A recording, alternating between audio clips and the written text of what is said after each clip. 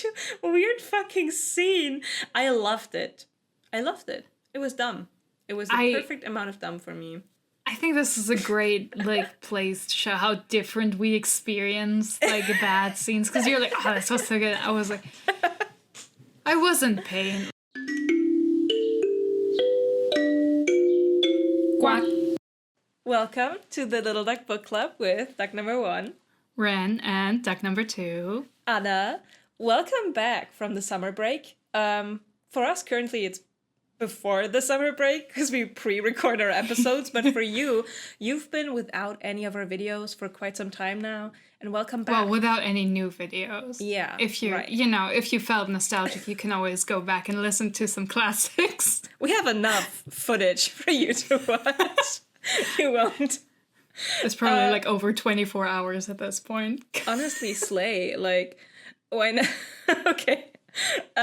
We have a special book today. A book we both read for the first time, which I think doesn't happen that often. Yeah, that's true. Usually one of us, usually you, have already read it. I was like, oh, let's read it together. But this time... the last time this happened was Blood and Ash, which was also bad. Continuing with this tradition, we read... I don't have her name. I only have to reread The Bridge Kingdom by, I think, Danielle Jensen is her name? Did I get this right? I also didn't write down the name because I thought you had it. So underprepared. Now my browser doesn't want to open. I was too busy hating on Lara and Aaron to consider the author. I was correct. Her name is Danielle L. Jensen. Okay. The Bridge Kingdom. Good. It's a series. I think if I got it correctly, it's 4 books. I'm not sure. 2 of them, at least, are about Lara and Aaron, the other main character.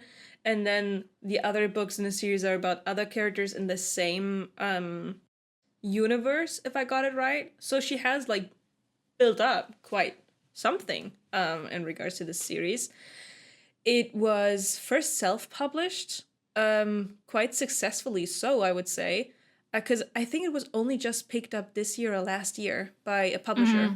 Mm-hmm. There's a new edition out. I tried to see if there's any big differences to the original one, but so far what I could gather from her Instagram is just some additional scenes at the back of the book. And yeah, if you bought the ebook, actually, I think from her store, you could get the new version for free, I think. It was a bit confusing, but yeah, self-published, now picked up by a publisher, which is exciting, I would say. Regardless of the quality of the book, I always think it's a commendable feat. No, yeah, it is nice. I mean, we were looking through the catalog of the publisher, and I think they do a lot of republishing of self-published work. Signing on those authors, which, that's cool, because obviously, traditionally published works are much more eligible and likely to also be translated, which is cool, and distributed overseas, and that's cool. Wish those books were good, but, you can't have it all, I honestly feel like it's such a smart move for a publishing house to pick up somebody who was very successkull in self-publishing. Because you're picking somebody regularly up who already has an audience and stuff. So kudos to Danielle. And also it does also happen to good books. Most well-known example, The Martian by Andy Weir, self-published, very successful, then traditionally published, then film adaptation. And then he got more of his manuscripts picked up by traditional publishing because he's a competent writer. Good for him. Then he fucked it up with Artemis. And Artemis was not good. Still salty about that book. But that's a different video, I'd say. I don't want to subject you to reading it, honestly. I wouldn't. It's not the kind of book that speaks to me. I liked The Martian fine, but that was very specific. I feel like it's it's humorous, and it's also realistic enough that I'm interested, but Artemis falls into the weird kind of sci-fi that pretends to have grounding, but is actually just saying stuff. And like I'd rather put up with like the science fantasy, like science fiction, like Star Wars, where it's just like aesthetically sci-fi, where it's not trying to like, you know, shoehorn some realistic explanation. It's not hard science, or Star Wars and stuff, it's not hard science fiction. And hard science fiction is, in my opinion, hard to do. Because you gotta get that line perfectly between having the scientific explanations, but still having the wonder and the fun of a little bit of sci-fi in there. But this isn't about sci-fi. This is about the opposite. Although I will say the Bridge Kingdom also fails on the level that it's trying for grounded explanations that make no sense for a world that is absolutely unrealistic in every sense. Like, so let's maybe talk about the overall plot of the Bridge Kingdom. There's a bridge. You know, with Crooked Kingdom, I was like, I don't know what the title is. But with the Bridge Kingdom, it's literally pretty about the pretty Bridge the Kingdom. There is indeed a bridge. And with a kingdom. There is a kingdom with the bridge. That's also true. Yeah. We have like a very wild sea, a wild ocean. It's like getting very stormy. So getting goods across that sea is only possible through one bridge. And there's countries surrounding the bridge, and the whole bridge is one kingdom. And the book is basically about a princess of one of the kingdoms that like depends on the bridge, and her mission to infiltrate and marry and ultimately topple the Bridge Kingdom by marrying the king there. And, you know, the typical stuff that ensues when you have the forced marriage trope. I mean, she's not that forced. She goes willingly, but she's forced due to her... We can talk about that later. I was about to say, well, I would not say she goes, like, willingly in the sense that, you know... She's not free to go. I mean, she could not go, but then she'd be dead, which I feel like is a strong motivator, which does also preclude, like, free choice, but... Yeah. And... It's an open end basically, because there's more books for this series, so it's not I think one cohesive story, especially with the ending is very funny though. Like even if you don't read the sequel, which I don't plan on doing, the ending is very funny. I wanted to watch a video or like read a review or something, because I'm like, of the sequel. I'm curious. Yeah, right. But we will get there in like an hour or something. Yeah. And you're optimistic, an hour? I don't know, man. It depends when it comes up in conversation, I guess. Yeah, I'd say so too. So where do we want to just like loosely follow the plot, or is there something you have to get out of your chest like right now? It's like... I think the first thing that everybody needs to understand about this book is that the main character... Lara, very, very majestic name for a princess, you know, Lara, is theoretically a trained assassin, spy, whatever, but she periodically forgets about that and gets distracted by how buff Aaron is, and also how sad she feels when people die, which is very funny. She is very much not quite a character because she lacks the consistency to be considered any one thing. But like this story is very much about her. Like Aaron has point of views, like he's the love interest, the king. Yeah, there's a dual perspective. But there are few and far between. There are not that many Aaron chapters.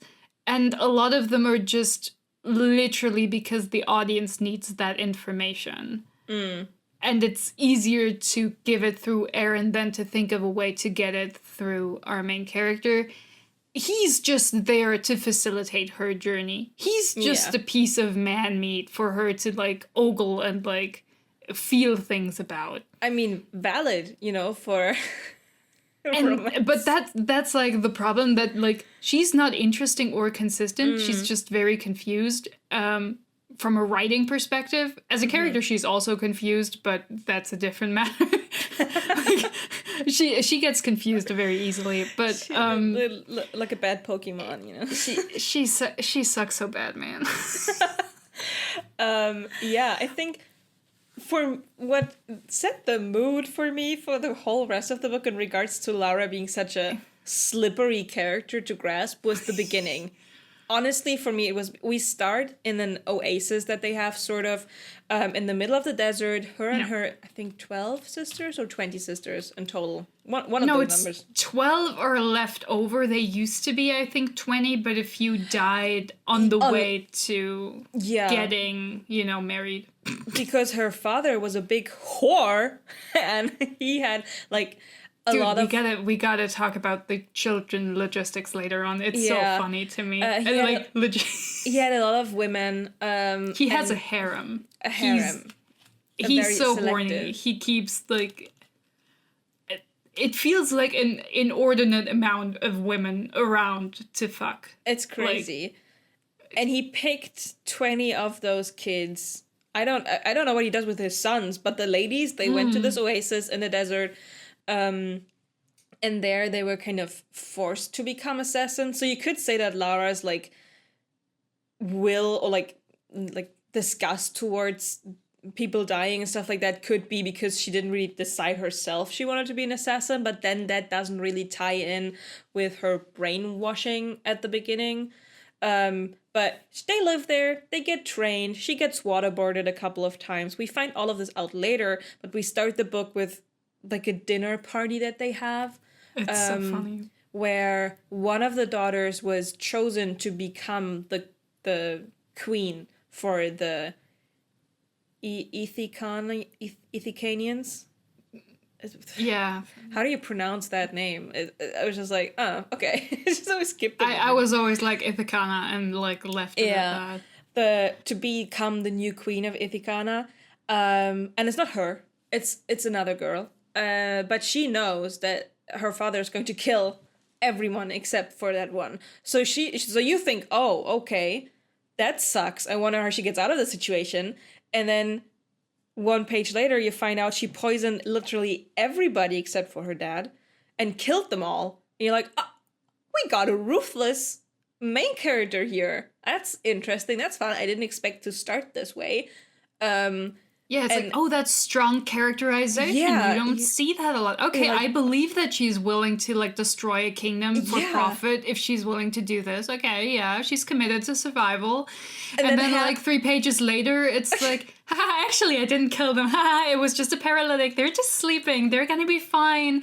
And you're like, oh, okay, so they did that. She did that because she still likes her sisters. Totally understandable. Can be a badass bitch while loving her sisters, trying to save them. And then another page later, she goes a further step and says she did this not to ensure her own survival, but to be a martyr for her sisters so they could live the splendid life that they want to live. And she takes it upon her shoulders to become the queen. So we go from ruthless, like, I'm gonna kill you character to, she's kind of nice to, dang, what's going on in, like, I think 10 pages or something. And that it's keeps on with the rest of the book. It's also just that, like, it becomes vastly less interesting with every step in that development. Mm-hmm. Because, like, I'm sorry, but main characters who are like, oh no, I love my sisters so much that I'd sacrifice myself for them. This is a stock fantasy character. Like, I have seen this woman 50 times already. There are very few women who are like, I love my sisters, but only one of us will get out of here alive, and I am unwilling to die. Yeah. So unfortunately, you're all fucked. Gotta do what I gotta do. That's an interesting decision with a lot of pathos, but no, we can't have something interesting. I would also like to point out one of my favorite things about the introductory scene is that oh, do it. They're in the desert. She describes first that she's walking around with a knife strapped to her inner thigh, which is like, girl, what? That's the wrong place for that. I'm like, is she naked on, like, it is an open slit dress on the side, but then they would still see the strap that she has her knife on. Yeah. And then right after that, she mentions that she's wearing high-heeled sandals, and I'm like, okay, this is deranged. You're in the desert. You're not wearing Are you stupid? What if she gets a little stone beneath her foot? She'll have to unlace the whole thigh-high sandal to get that little stone out. So it's just... I'm sorry, I was just thinking about it. It's so impractical. Just like the high-heeled sandals killed me immediately. I read that and I was like, oh my god. I understand what kind of book this is. I see. I also love that she is the only one of these very highly trained sisters to even suspect that they are going to get killed. And she looks at all of her sisters in such a, like, I'd say, like, matronizingly. She's like, oh, you little poor little bum-bums. Like, which ultimately is not her downfall, but stabs her in the back towards the ending of the book. Because, surprise, your sisters, your siblings were also trained to be assassins. So they're not they're not... It's also just, like... She is... she learns about them all getting killed because their fighting instructor likes her best and, like, purposefully lets her overhear something to that degree, which is like, okay, fair enough, I guess. Yeah, people play favorites, obviously. And she talks about how, like, oh yeah, the last night they all sat together and talked about what they wanted to do after they got out, but not me. I sat apart and watched them, and it's like in the corner, like suspicious. You don't think everyone else is like, oh god, she's having a moment. They're all like, oh god, is she gonna go Joker mode? Oh no. Like, imagine, you think you're such a mysterious person and like such a like a laser focus. I'm so good, but everybody else around you is like, oh damn, that's Lara. What do you tell her this time? But like, especially because hilariously, like, the book insists that she's good at spying, but everything it shows us is that she sucks incredibly much at all parts of spying except maybe fighting, which is the last skill a spy should employ ever, because it means their cover's blown, bad. Yeah. And that, like, the fact that she gets chosen in the end is just, again, it would be more meaningful if, she actually made a sacrifice to survive and then had to live with it, but she's just nothing. What you said with the sacrifice, it would have been such a nice story point to have her feel such regret over it. Because she's like, oh damn, yeah, I killed them. Fuck. Like, I did this to survive, and my father made me do a lot of things to survive. Killing my sisters included. And it would have a much bigger impact when she, like, finally gets over her brainwashing. For her to be like, oh, I killed them for nothing, basically. I killed them for a dick. There I'd be like, I feel like, what she talks about from her training, it was grueling, they were caned and stuff, they had to kill people or, like, and wound them heavily and then save them and then kill them again, like, kill them another time and stuff. I don't think you can come away with this without having some very mixed feeling about your father at best. Right. Like, no brainwashing in the world can stop the fact that your life is kind of miserable and that it's your father's fault because he put you there. Yeah. And especially if you are aware, if you learn that he's willing to kill everyone and just have one person survive, then I feel like you come away being like, oh, I was just a tool the entire time. And I don't think if you're trained to kill and maim and, be ruthless, I don't think you would look at them and be like, oh, I guess that's fair, I think you come away with, oh, I'm gonna get you for that. Yeah. At least, like, it's very strange how, like, neutrally she feels towards her father, almost. I mean, like, she doesn't love him. Like, you definitely don't get that kind of feeling. But there is a sort of... Like, she trusts him still. Like, she still takes whatever he tells her at face value, which, again, I'm like, if you're a trained spy, would you really do that? Especially if he's, like, so obviously suspicious and, like, everything points to him just telling you nonsense. I feel like the person she should be closer to, even if she doesn't trust them more, is the magpie, the spy master, because she's like, oh, well, this guy is doing everything behind the scenes, so at least with him I know that he doesn't always tell me the truth, he doesn't pretend to, and he takes over most of the training, and he also had a heavy hand in actually choosing which daughter would be taken to be the queen. So it's weird that we have such a like casual relationship with the father. I think the main point is that I feel like I think you could justify any kind of emotional relation really in like either good or bad depending on how you frame it, and like but it should be more intense than what it is in the story. In the story it's very neutral. Like, sure, she doesn't like the magpie because he chose somebody else as a favorite and he thinks she sucks, which is correct. She's objectively shit at most of the spy stuff. And, like, that he would let her feel it, then, like, I think you'd be angrier, especially when you find out that this person, instead of, helping you or, like,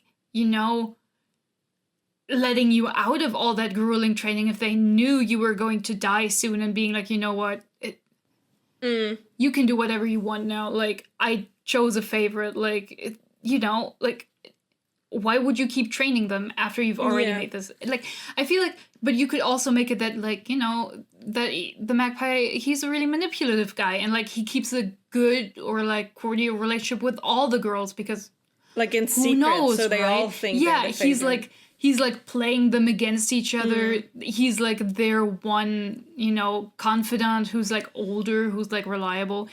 And that could be interesting, but we don't do anything with that. We don't do anything interesting with any of the relationships. Like the one guy, like the weapons master, she had a meaningful relationship with. He kills himself in the funniest way you could do that. Like, let's be very real. But like, it's like stabbing himself was not dramatic enough. Yeah. He sliced his own throat, which is just such a funny thing to do. Like, he's standing stone-faced in front of the table, like, behind them the compound has been set on fire, and he's like, yeah, I'm killing myself, post-haste. Like, it's such a funny moment. Which leads me to, I saw this in Goodreads review, when I looked on TikTok, we talked about it, and it's the one, why did the king, decide to kill the rest of the sisters? Like, say that the daughter that was chosen dies on the way out of the desert. But you just killed all of the other ones. Years of planning, years of training, years of gaslighting young girls, gone. Because you were so sure that the one you chose will It really survive. is just like, you should kill them all after the wedding. I don't know why you're, like, doing it before. Even then, like, the amount of power and influence that hinges on that contract, on that, oh yeah, we're supplying a queen. If the queen dies for whatever reason before they've got an heir at the Bridge Kingdom, you'd be like, oh, I have another daughter.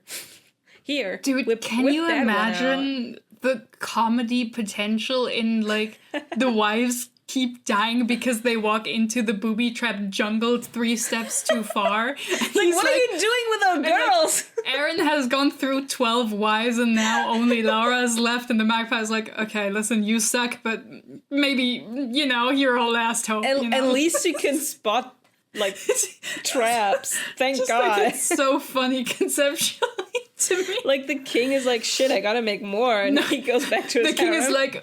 like no, it's like some kind of comedy of errors, First one accidentally dies on the way, like, because the waves are too high and she can't swim. Like, next one falls down the stairs. Next one gets bitten by a snake. It's On just Snake Beach, everything yeah. is happening. But yeah. Next one drowns because she hit her head in the bathing Because they pool. don't teach them swimming. They added the oasis. They had a pool. That's one of my mentions too, and it's also you could have secretly traveled to the coast and taught them in the ocean as well. They're going to a nation where seafaring is very important. Should they not know how to do this? Teach them nautics, teach them how to swim, teach them how to read the stars to be able to navigate on the open sea. How do you expect your girls to get... I mean, granted, the king didn't plan on getting any of the girls, whomever he sends back. He just wanted the information. But regardless, what use do you have in somebody who is not able to point to a map or convey that information to you in their secret message language that they have? What use do they have? It's so funny. It's one of those bits where it's wait, what do you mean you didn't teach them that? What? Hello? They had makeout sessions, but she cannot swim. No, but they also didn't, because the text says at the beginning, oh yeah, we were trained in loving, and then in that scene where she crawls naked into Aaron's bedroom, she's like, oh no, that was my first kiss. And then I'm like, wait, but then what the fuck did you train? What do you mean? Maybe what sex training did you have if you didn't practice kissing and you're also a virgin? What? Maybe they did dry exercises. Kissing their they were just scissoring, they didn't actually, but that makes no sense because Aaron doesn't give a shit about virginity. They don't care. Yeah. You just need to see, it's a very Christian idea, because in any marriage, if you just check if they're pregnant, and then you're okay, the first kid was born 12 months after we got married, it's definitely from me, they don't need to be virgins. So it's what do you mean? What kind of sex training can you have had if you're bad at all of it? You haven't kissed anyone? Honestly, what do you mean? I think there's this one episode in Game of Thrones, I think in the first season, where one of the handmaidens of Dany shows her how to seduce. And I think Danielle watched that. And she was like, oh, damn, yeah, I'm going to put that into my book, but, on the sidelines, because I'm not going to write gay shit. I think she just was oh, yeah, it would make sense for them to be trained in sex, so she wrote it in. But then she was oh, but it's a romance, so her first kiss should be with Aaron, and her first time should also be with Aaron. Never mind that his first time is not with her and that he has kissed people before. But, women ought to be chaste, Also, let's talk about the desert compound assassin training.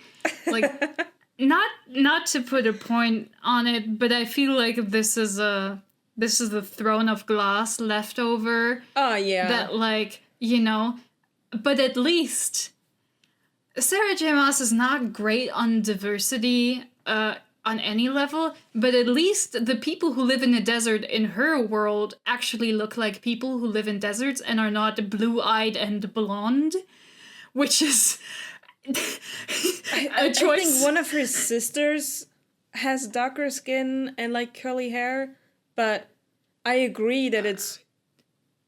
I mean, her father fucks around. You can say he probably has exotic women in his harem or whatever. So it's but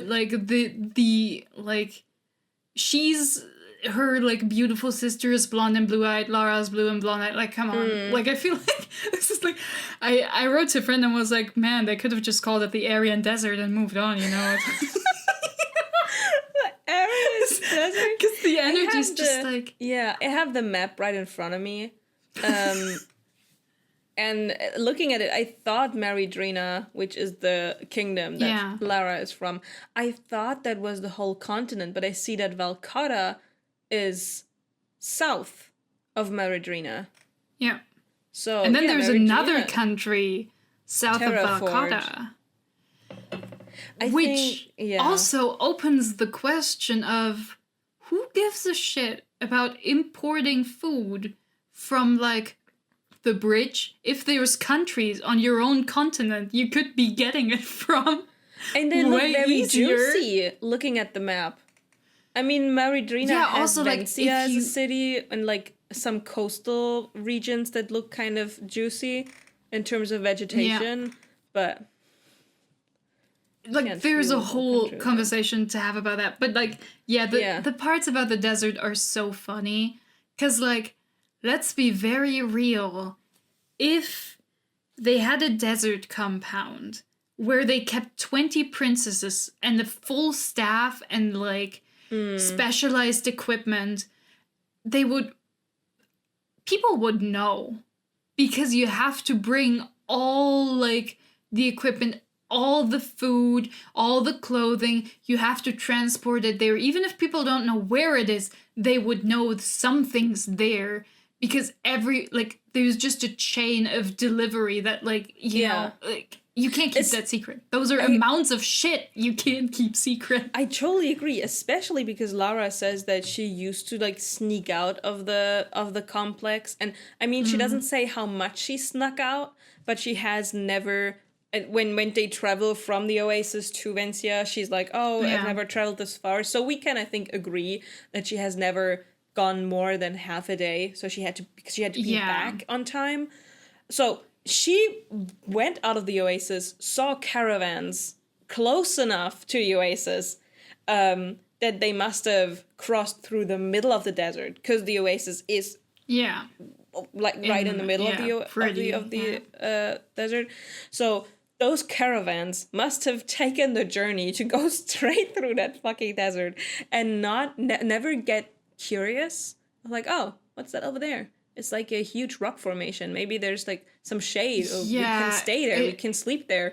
Like, no shade, but, like, you think the kind of people who, you know, travel through the desert, who probably, you know... have ancestors who also have lived in a more nomadic way in a desert area, would know exactly where every oasis is, where every, you know, opportunity for refreshing water or for eating anything is. Like, you don't think they know? You don't think people know? Like, there's the Jaren Oasis, and then next to it is the compound, which... Even worse, the compound is, like, further up north, closer to Vencia and closer to the mountains. Yeah, so the compound should even be more easily discovered than, like, if you were to go to the Oasis and then your next one was, okay, I'm gonna go to Vencia, you're gonna go between the mountains, there's a little river there, you're, like, literally walking through I don't get it. Yeah, it's just a little gripe. It's just a little gripe. It's just like, I mean, honestly, I don't know when the map was made or who made it. You know, like, that's the thing with a lot of, like, books that don't have particularly thought out world building. It's like, oh, a map would be nice. Hey, I'm just gonna commission someone to draw a nice map, and I'll be like, oh yeah, these things are about here, and, you know, that's the shape, kind of. And then you just let them go and you're like, yeah, it looks fine enough. But, like, it makes no sense. Yeah, it has to. I feel like if you have a journey or, like, a book where there's a journey and you want to make a map, make the map beforehand. Because, I mean, the map also kind of dictates how long the journey is. So if you're writing, like, a 1-day journey and then in your map it's like, somewhere completely different. Honestly... Yeah. It doesn't really make sense. It's just, you know, it's just the desert compound. It's just I could not get over the fact that, like, the whitest girls imaginable are, like, native to a country that has, like, a sand desert, a, like, Sahara-looking desert desert, not like, you know, and it's just like, why are they so white? It was just so strange. Not just to me. physically, just also like, mentally. I feel like Lara is very. I mean, mentally also I feel like mentally, I'm like, wow, why are these girls living in the desert so waspy? You know, like what are they like? You They're the 3Gs, definitely. They were gaslit. They didn't do the gaslighting. But with everything we just said, this real character, Mediterranean housewives, this character then gets shipped off to Vencia, which is the main city of the country, which is right at the port, the northern port of the continent. And they take her to marry her future king, Aaron, the main love interest. And it's like the Ithacanians, they wear like scary helmets as part of their armor. Helmets that are shaped like, you know, angry animal heads. Yeah. And she sees him and she's like, oh, shiver me timbers. Like, oh my God. Yeah, she's like, oh no, the reality was setting in that I would have to marry this kind of monster and there was no going back. And she's like shivering and like, in fairness, she got there by boat. She's never been on a boat. She can't swim. That's the weather's bad. She has like a basically almost transparent puked, dress on. Yeah, I mean, also strange choice. But like, she's a little like wobbly on her feet, but she gets so scared. But then she's like, oh no, wait, he has human hands. Oh, he's just a human man. And I'm like, girl, why are you so scared of a helmet? I also love, you know, she's so fucking scared. She gets there to Southwatch, which is the southernmost point of the bridge, because the bridge isn't connected to the other continents. You have to, like, it's two ports. The bridge is so always. stupid as well. She gets to Southwatch, and they have the marriage ceremony, or do they have it on the boat on the way to South? No, they have it at the beach in Southwatch, you know, on the and on there. It's so ridiculously funny because you read first the marriage vows of funny. Maridrina are being read, which is basically like, oh, I, the man, I'm gonna like be fucking badass and I'm gonna kill and maim. The wife is there to be barefoot and pregnant and to listen to me. Will you agree to this? And it's like, yeah. Okay, strange marriage vows. And then you have the Ithacana marriage vows, which is like, do you vow to love and eat out your wife every single day? It's like, they're like, will you fight back to back with me? Will you, you know, save me in the midst of battle as I will save you? And it's like, okay, subtle. I love the subtle world building. And then also, but the funniest bit is that everyone from the Mediterranean, like, you know, wedding company is like, what is happening? As if in the 20 years leading up to this marriage, nobody discussed how the marriage was going to happen. Like, everyone was just surprised that this was going to happen, as if they had never even talked about it. Yeah. What the fuck? And it's like, oh damn. Oh, you didn't, wow. It's like, it's perfect. And then they just whisk her away and they go to this, what was it called? I have the map right here. They go to Midwatch. Right? Midwatch. They go Very to this creative island. names, by the way. I mean, honestly, I can relate. You're like, okay, we have this bridge, right? We have a north end, we have a southern end, we have somewhere in the middle. I mean, it does make sense. Like, also from a military perspective, it's like fine, but it's also funny. Like, you can't tell me it's not fun. I'm not gonna trash her for this. I'm like, this is very, like, simplistic and fine. It's fine. It would be fun if she had like quarter watch, and like if she went smaller with the fractions. Yeah, if she was like kind of Southwatch, Souther watch than Midwatch, but not quite Southwatch. Because we have Southwatch, Midwatch, and the Northern Northwatch. Yeah. And then we also have other points of contact with the bridge, but those have actual island names because it's not like the big, you know, station for it. And yeah, from then on, it goes fucking insane, I'd say. They go to mid-watch. It goes off the rails so quick. And they all obviously believe that Lara, because I mean, from their eyes, she is just the girl, right? They all believe she's just, a girl. She's pretty. Hilariously, the first POV we get from Erin mentions how her hands are calloused in the same way that his are, as if she's been wielding weaponry. Now, since he's stupid, he's just kind of a himbo. He doesn't think about that. He's not suspicious because of that. He's just like, wow, did they make her do housework? That's fucked up. But I love this detail because it's just what do you mean? No one in this 20-year scheme has considered that maybe it's suspicious if you're, woman that's supposed to have been locked away and not have learned any life skills has the hands of a, career soldier. You don't think that's suspicious that she has all the cuts and it's so funny. It's just wow. No one thought about this. Head empty.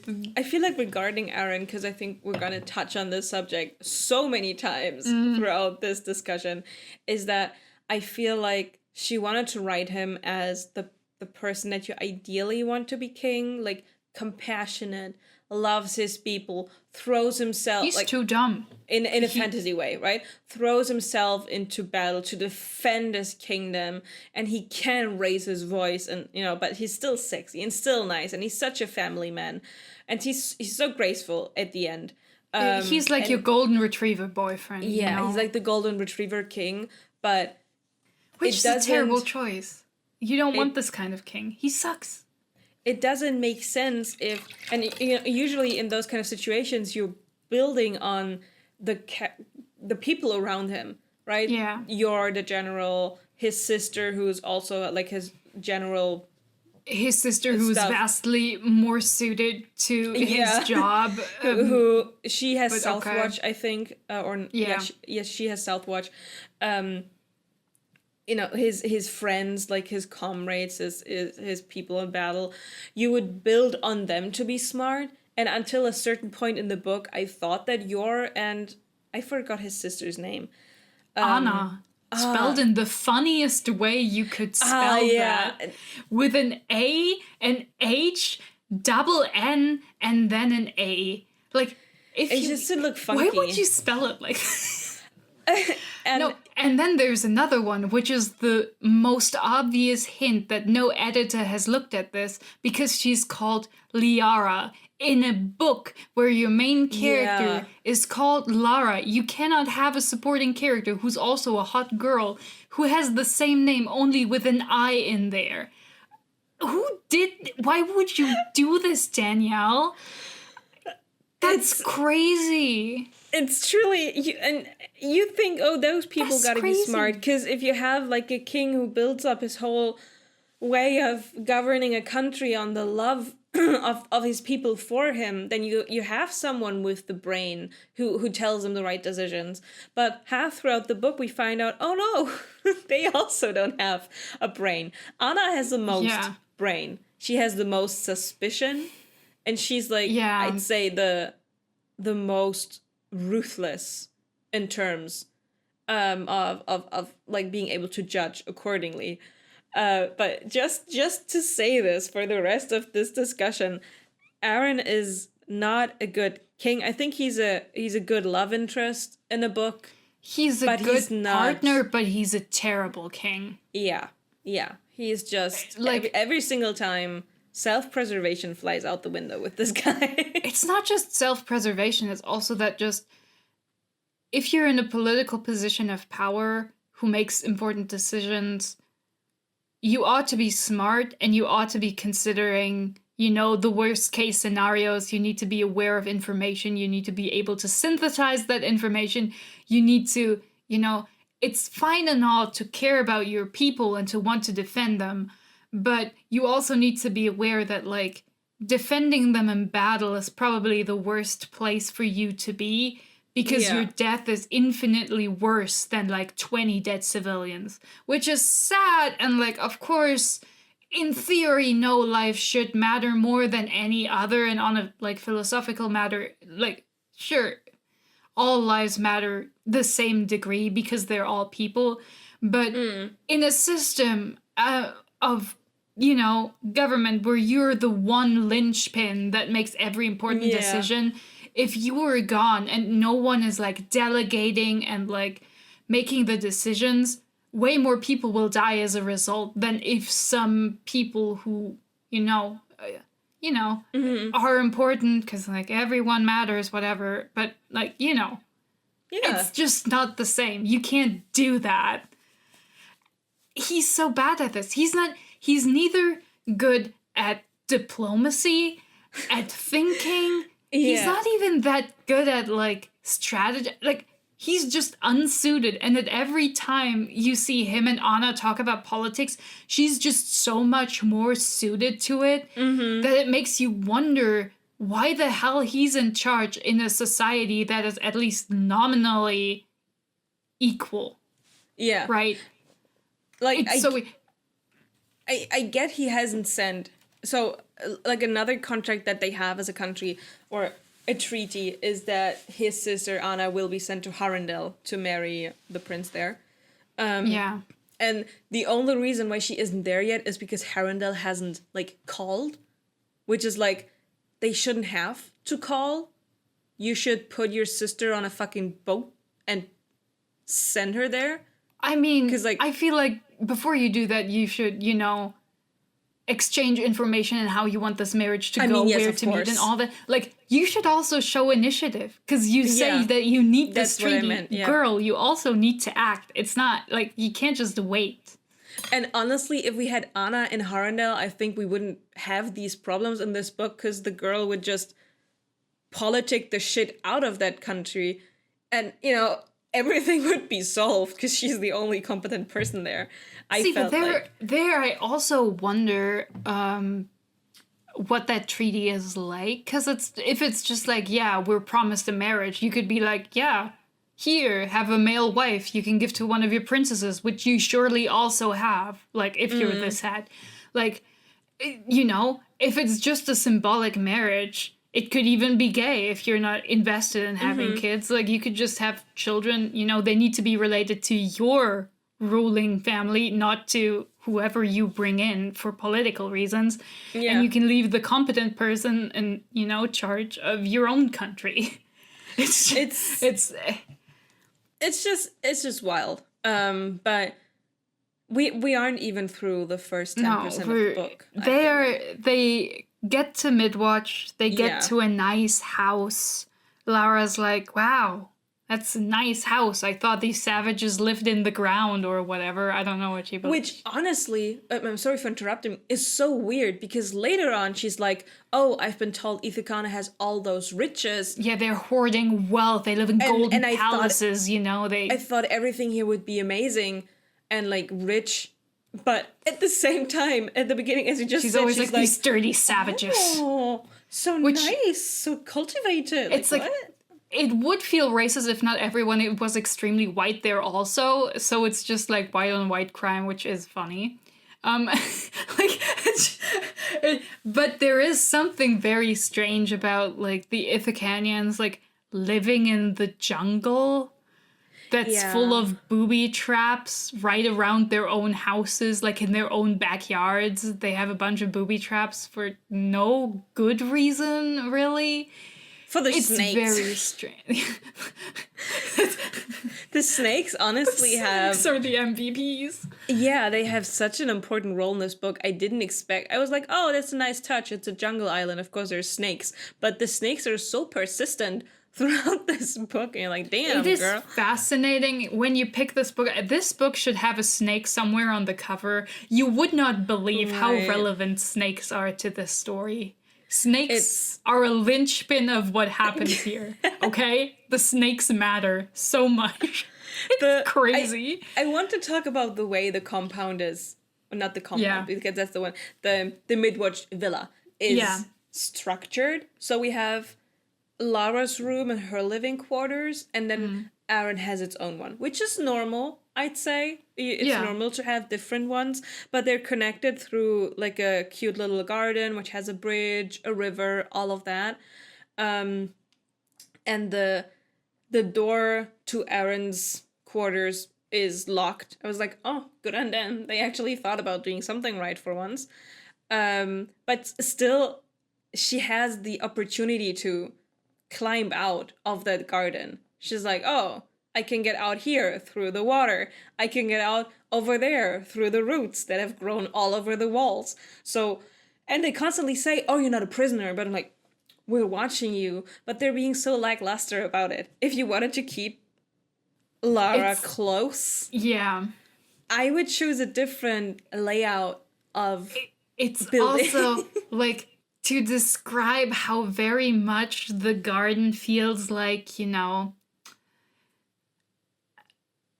a jungle-themed spa for rich women. It's like tropical and island. not like a garden. Yeah, it's like there are several like pools of water through which water from a waterfall slowly, you know, flows, and one of them is heated because there's like thermal vents in there, and it's for like bathing and washing yourself. But I would also like to point out, this is water that has not been treated. This is not technically clean. Yeah. You have no idea what the fuck's in this water. You don't know how many of those snakes have shit right in there. You don't know what. This is not clean. You should not, like, bathing in there because it's nice and warm, sure. But this is not gonna get you clean. Like, let's be very, very real here. And if you bring soaps into that, those soaps flow out of those pools into the jungle. You're poisoning the whole place. I mean, this is insane. It's natural soaps, because, you know, whatever. But it's a lot of things. Spoken in the way of someone who doesn't understand what a soap is. Like, but it's like, it's so stupid. It's so Can you imagine how many snakes would be in that warm water? Because, like, that there are a lot of snakes nice in, like, cozy. jungles who can swim, and they like warm places. Yeah. I mean, there'd be so many snakes. They tell Lara to always close the windows while she sleeps, because the snakes will come into the house because it's nice and tempered and dry and warm in there. So it's like, we should. I feel like overall the Midwatch Villa and the whole situation there encapsulates how lackluster they are about this whole contract thing and the treaty that they have with Maridrina. Because one thing that, you know, the typical olden ways is that the marriage has to be consummated. Like, they need to, you know, produce an heir, which is the one proof of that they actually had sex, you know. And nobody's like, I mean, yo, Aaron, usually, like, not to be, you know, weird, but typically marriage consummation was observed. If that is relevant, there would be people in a side room behind, like, an ornate screen through which they can see, and they can watch the people fuck. Because if it's politically relevant that they did indeed have sex, people will be observing it. Because they have to, because you need sometimes witnesses. They wouldn't even be behind the scene. They'd be, like, standing next to the bed and be like, it's okay, more come on. tasteful in the, like, sometimes they'd be just standing around the bed, which, like, I honestly, like, props to anyone who can perform like that, you know? Like, I feel like that'd be super awkward, because at least in, like, you know, real world history, there'd be, like, your local priest, or, like, your family's, like, you know, it's like local father standing there watching. That'd be so weird. Like, dude, it's not good, man. That is such an important thing, right? That they have consummated it. It's brought up several times that Lara is like, oh my god, what if they would know? Don't understand why they don't do it. Because, like, she looks at him, Aaron he thinks is such a he's nice guy. hot. But I'm also like, why not? You can just be nice during the sex, right? Like, you can treat her well. Yes, you don't, of course. like, you don't have to be cruel or whatever. Like, and sex isn't, like, it would be just like another chore for them to do. They can make it somewhat enjoyable, but it's not that crazy thing. I feel like if you're raised as a royal who's expected to marry, and like at least the consummation sex is part of the deal, you shouldn't feel so strongly about it. It's just part and parcel for the whole thing, you know? I feel like it's scarier to leave like your home and everyone you know to go to a foreign kingdom all alone. It's still crazy that they don't let her bring any servants at all. That's insane. Yeah. This would never happen. But like, that's way scarier than having sex once. Also, like, let's be real. She's horny. They're both attractive. I don't see why in a romance book you wouldn't write that in. Like, it could be, it could still be like a steamy, interesting scene where you have the whole like, ooh, I don't trust him, but like, wow, he's good at fingering me. You know, like it's. Like, I mean, that's the vibe, isn't it? Yeah, like, no. I know exactly what you mean. I don't understand why that's not in there. It's like such an like obvious choice, because what happens in reality is way weirder than just having sex. I mean, I truly think, before we get to that weird scene, I truly think that she was like, oh, Aaron is the kind of guy who would never force himself onto someone. And he would be the guy who's like, oh, I need your enthusiastic consent, otherwise I'm not doing it. And because he obviously just, you know, got a catalog bride, basically, and took her home, his first instinct is not to have sex with her. Which, again, Aaron is not a good king. He's fine. a good partner. I understand that he's like this, but I don't understand why she's not throwing herself at him. Well, because she's a prickly bitch. I mean, but in theory, yes, but also for her plans, it would make the most sense for her to insist that they do have sex, because, like, even if she's not enthusiastic, like, it makes so, like, she wants this marriage to last, so she has to make sure the marriage is officially, you know, acknowledged, which means to have sex. And, like, at least the story tells us she's good at acting, she's had sex training. Why would she be scared of having sex with an attractive man who seems concerned over her emotional well-being by being like, hey, we don't have to have sex because I feel like you're not into it. Right? But, like, why isn't she like, no, I need to write that dick today. Like, it's important. Like, we don't have to have sex another time. Like, if she wants to seduce him, this is the easiest way. Like, she doesn't even try to seduce him, though. Yeah, like, that's the crazy part. She goes the weird, oh, I'm feisty, I don't need your help, I don't need... She acts very much like she should feel like the, oh, I don't want to be here. But it's not good spy behavior. She's not good at the honeypot mission. She's not. She's so bad at it. Like, even if she was like, I don't want to have sex, and that's not the strategy I'm going with, because you can go the strategy of, I'm going to make him want me and feel like I love him, or you can play the, oh, I'm just a poor fainting flower here among these strong men who are so scary, I can stand it. You know, you can play that and he won't want to fuck you, and they will also don't think you're a threat because you're, like, so pathetic. Like the but she does neither. Woman, she's the, I am a girl boss. You can't tell me what to do, which makes no sense on any level, especially because she's like, oh, I've been trained to act and, like, swallow my feelings down. And then immediately she lets her feelings out and is like, oh no, I couldn't hold back. I had to be sassy. Oh, my control is slipping. It's like, you don't have any. Like, she's like, there's no swallowing here. Neither like, feelings nor other stuff. Like, sorry, girlie, the only thing that's getting swallowed is this sedative by you and your sister. She's a sedative girlie, yeah.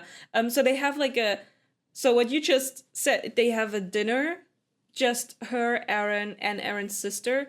And yeah, she spikes their drinks. There's this whole thing about, oh, you know, it's not really, there's a different sedative, but you would taste that one, so I take it. And I'm like, I don't care. You sedate them. If they were to notice, they would notice. They don't notice. They drink the wine. Done. They fall asleep. They both think they're, like, super drunk afterwards. Like, Aaron is like, oh, I drank too much. He drank one glass of wine, or like he's two like, or something. This wine is so strong. Oh, no, maybe he's the fainting flower. Like... Imagine. And then Lara sneaks into his sleeping quarters through the access of the garden. It's so funny. And no, this does not encapsulate how funny this scene is in its entirety, because she puts on like a white cotton shift or something to go bathing because people can't see her naked. Oh no. And there's guards at like the bottom of the you know, where the water goes out of the garden. They're on the perimeter, like they can't exactly see her, but they can kind of see her, like they can, you know, see the white shift or whatever she's wearing. So she takes off her white shift, like it secures it somewhere so it stays in that pool. Then she dives underwater, climbs through the river up into the next pool underwater, and then from there on climbs out, climbs to Aaron's window, and in through that window into his room where he's knocked out, and she goes into the room. She's like dripping wet. Like there's no way she's not like the wettest person. Like, does he think like some kind of ghost came into his room and just like dripped on his floor? Yeah, it's so funny. Like the way it's just like, she's like, oh, I'm gonna do cool spy shit, but it's the stupidest spy. Like, she's just nakedly, like, climbing the vines to his window. It's just so silly. But now there's one question. If yeah, she does it naked, but how does she get out the secret? Oh, no, that's not... She doesn't get out the secret ink right away, right? No, she does that's that later on. I was confused for a second. Yeah, she tries to just find information on that round. It's also like insane to do this on the first day you're there. Yeah. Aaron has this cat pet, like it's a big cat. At first I was like, is this a panther? But then there were mentions of size that didn't square with a panther. Like a lynx, or like smaller than a lynx. But it was described like a panther, like it was black, it had like yellow, you know, it was like cliche panther, but like it could purr, which big cats can't.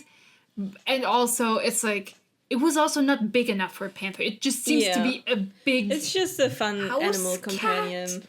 Like, you know, like one of those Norwegian forest cat breeds that are like very big for a cat. Like, you hold them next to a normal house cat. Coon. But it's just like, it's just chunky. But it's just a cat. Which, then, I'm like, how did cats come to live on islands? That's not where you find cats usually. Like, he colonized it from somewhere. Yeah, somebody brought the cats there and they've just been like feral since then. Because like most isolated islands do not have cats because they spread from Africa over, you know, the continents. Maybe they spread from Maridrina, from the desert lands, and then they just kind of got stuck walked on the bridge. They were like, hey, hey, hey, hey, hey. But she climbs in there, and the cat is like, looks at her, and is like a little bit suspicious, but then goes back to like just chilling. The cat goes out the window. The cat isn't watching while they have their weird makeout thing. And it's like, that cat knows her for not even a day. It's a ferocious pet, and like any other pet, I would assume that Aaron does not just have it because it's cute. I would assume that he has it as a sort of, like, at least a little bit of an alert animal. Something. One would think so, but apparently not, because that cat doesn't give a shit. That cat's just like, oh, I'm leaving. Fuck you. I don't, like, that cat doesn't give a shit. That cat's like, oh, the cat is gonna, like, something is gonna go down, but the cat just goes out the window. I was like, huh, okay. I guess not. Yeah, and then the weird makeout thing happens. Like, Aaron kind of wakes up because I assume he's just too big for the dose she gave him. He's described as weighing like 2 times as much as her. The size difference is like comical. It's ridiculous. But also, he weighs twice as much as her. But be assured, it's all lean muscle. Not that you would have to be worried that he might have some kind of fat somewhere. Oh no, don't you worry, dear reader, so that you might be turned off by the idea that a human body could have like fat reserves. No, he's very lean and muscular, like a model, you know, the pictures of health. Also the audacity to like say like, especially the muscular, a little bit more chunky men, like the ones that would go into battle and fuck you up, those don't look what, you know, you'd normally write off as, oh, they don't look fat like or overweight. bodybuilders. Yeah. They still have muscle. They don't look dehydrated and that you can see every single bulge, but you can clearly that person is strong. So for her to go like, oh no, don't worry, he has like a six-pack. It's all lean muscle. You can see everything. It's also like, oh, Lara's so small and slender, but also, don't worry, she has huge tits. Lara is Nesta. Everyone mentions how big her tits are, okay? And her swaying hips, don't forget those. Yeah, she's like, I don't even know how somebody is slender and has huge hips. Like, it doesn't really square. Because if you're very thin, then you don't really have the fat deposits on your hips to be, you know, slender anymore. Like, her description is just like, oh, don't worry, she's the most conventionally attractive you could possibly imagine. She's also blue-eyed and blonde. Don't worry about it. I think so she very kind attractive. of got, like, jumbled up maybe with the words. Because I could think about what she was trying to get for, what Lara is supposed to look like, but I wouldn't call that slender. I would call that, like, athletic or... Yeah, toned, something like that. Yeah, tone is a good word. Something like that. But not slender. Somebody with wide hips and, like gigantic boobs is not... I would not call someone with slender. bizongas is not gonna be slender. You know, it's like, it's just not... But yeah, he wakes up, like, sort of half wakes up. Yeah, he's like in this drowsy he's state. still kind of muzzy, and he's like, Lara, is that you? And then she's like, oh, you know what I need to do? I'm gonna put the sedative on my lips, and I'm gonna climb on top of him in bed and kiss him. But where does she get the sedative out of then if she's naked? Does she still have, like, the cuffs around? Like, she has a jewelry. Maybe. I forgot where it was. It in, like, a ring or something? I don't remember. She has ring, armbands, that kind of stuff. Something so like that. But it was still so funny because it's also like, girl, if the sedative, like... The dumbest way to give him the sedative, because then after she gives it to him, she's like, oh no, now I gotta hurry. She stumbles out of the room, like crawls through the water again, and barely makes it to her own bed before she falls over, because like she put the sedative on her own lips like some kind of idiot. It's so fun. It's like the skit with the poison knife where it's like, this knife is poison. My poison. I shouldn't have licked it. And that's exactly the situation it was. But yeah, they make out. She's like very horny all of a sudden. I mean, lots of adrenaline. She's so turned on from this. She thinks he's attractive. Which, again, makes me think that they did not, in fact, have sex training, like, outside of, these are sex acts that exist, you might have to do them someday, goodbye. Yeah. Like, I cannot imagine what kind of training she has when she acts like that. She was like, our first kiss, he was leaning over me, and then, you know, he went slack and fell asleep again, and I had to wiggle out of his room. It was so silly. It was, and the best part about it is the next day, Aaron is like, dang, I had the most wettest of wet dreams I could have ever had. Honestly, dang, maybe that felt so real. Maybe afterward he did have like an insane wet dream. Maybe he was like, wow, she really is the throat goat, you know? Like, you don't know what happened. Like, you don't know what his brain did afterwards. The throat. Oh my god. Okay. I have not heard that word before. But the funny thing is also, like, okay, Aaron and his sister are like, oh, we probably got like really drunk the day before, whatever. Right, they are not suspicious at all, which is very strange. Aaron's like, I never sleep through when there's not a storm. How strange. And his sister's like, wait, I was way too drunk for what I drank. Like, I slept way too heavily for what I was drinking. And they both like don't connect this at all to maybe having something put in their food. It's really... It's insane. Like, you would imagine a spy would be aware that the worst time to try to drug people is when you just arrived and nobody trusts you and everyone is still suspicious. Yeah. Why would you do that? You're not in that much of a hurry. Like, especially because is it after that or after a second incident?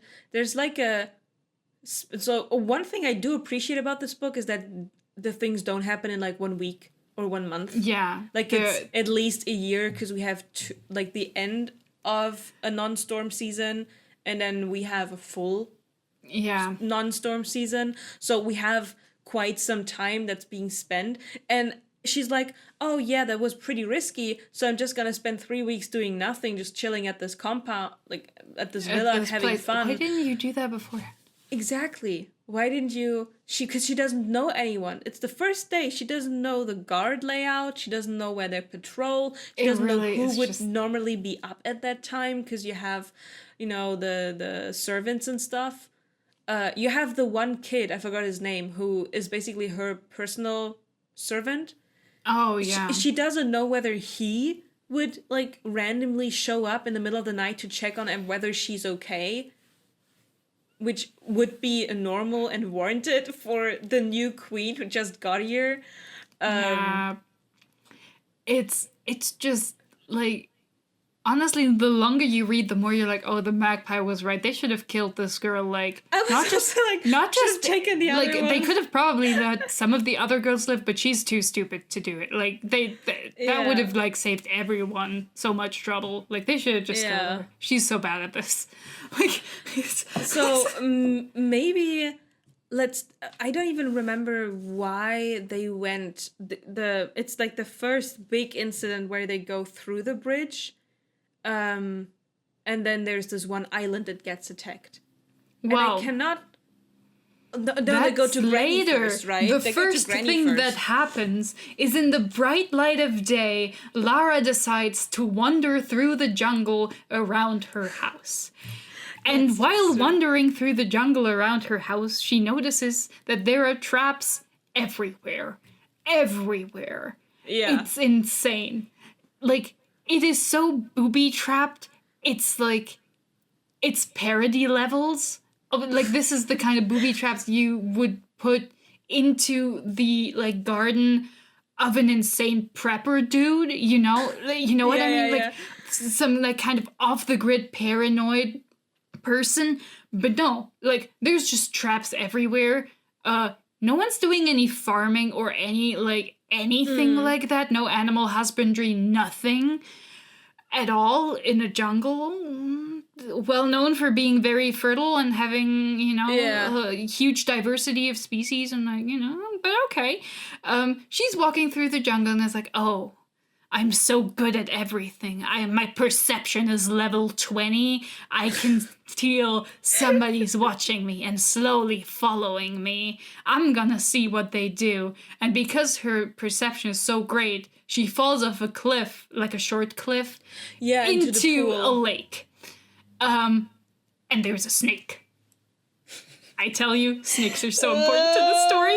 There are many snakes. This is in the lake. She's like, oh fuck, I'm wet. And then she notices there's a snake swimming towards her. It looks mad. It's an evil snake. It's an evil, thick snake. And she's considering, should I take the dagger I have strapped to my thigh and kill the snake and reveal that I have skills, or should I hope that the guy following me will kill the snake for me? Right, yeah, she goes through She's like playing mind games with the snake, basically, which is very funny. And the snake's just like, hiss. Yeah, the snake's like, hiss.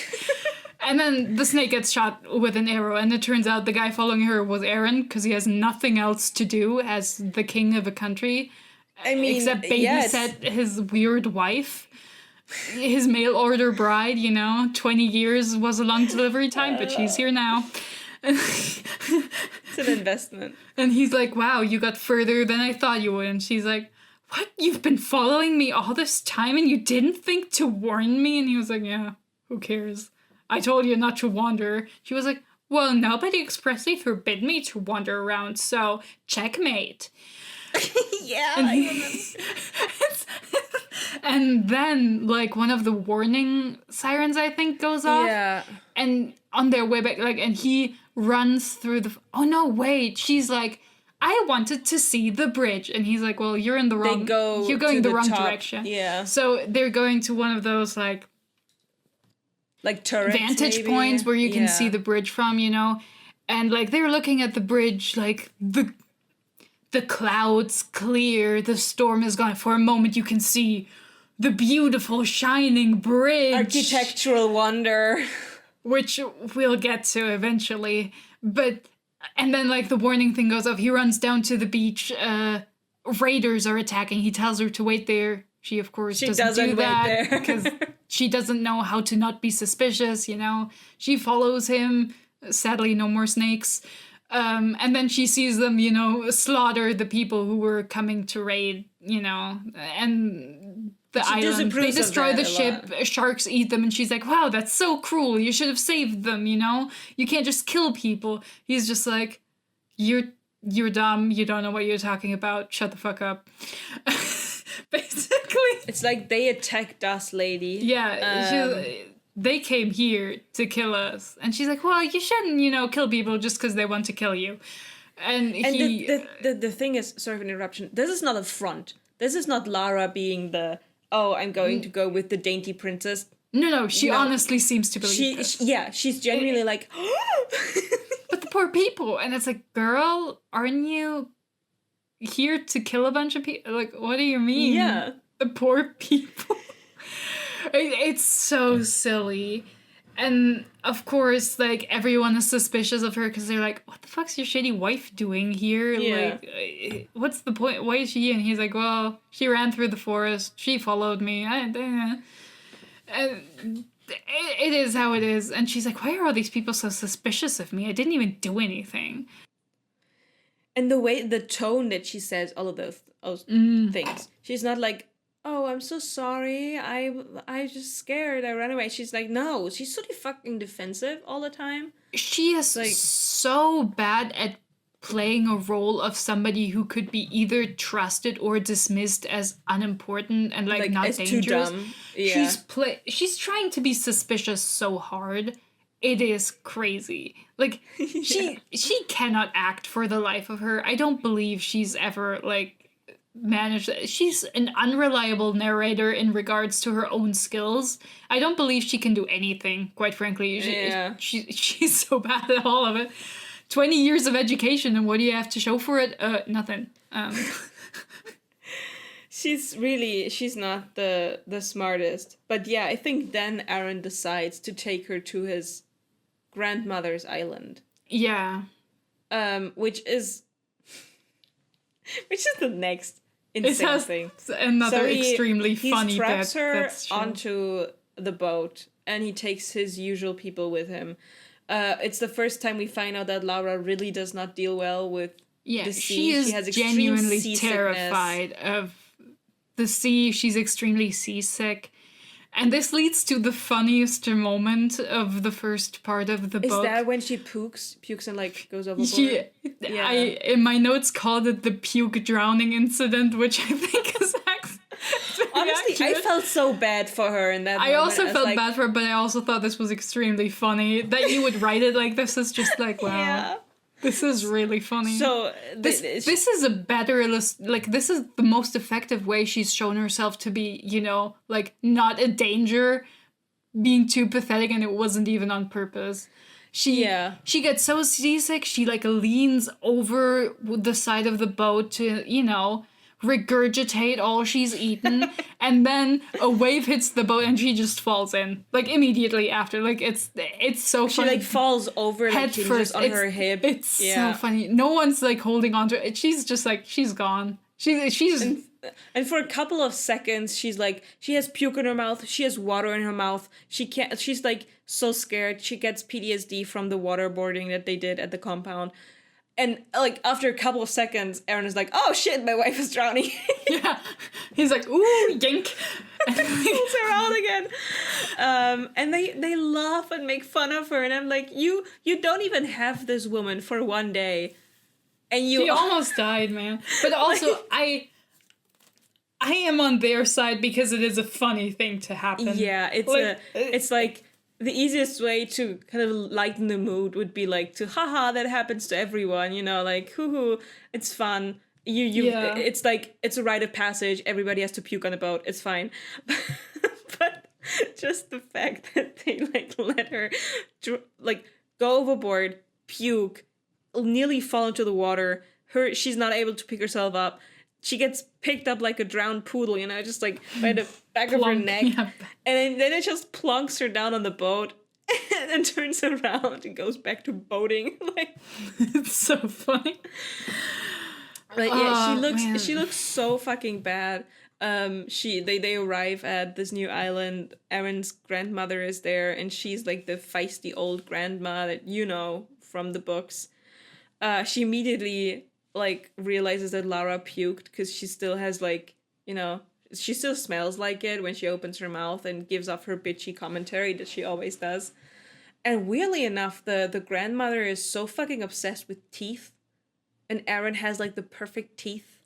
And she's like, you better keep those That was teeth. very strange. I was like, is this like a character bit, or do you think this is what old people are like? I don't know, because she also checks Lara's teeth, and that's just when she smells the vomit.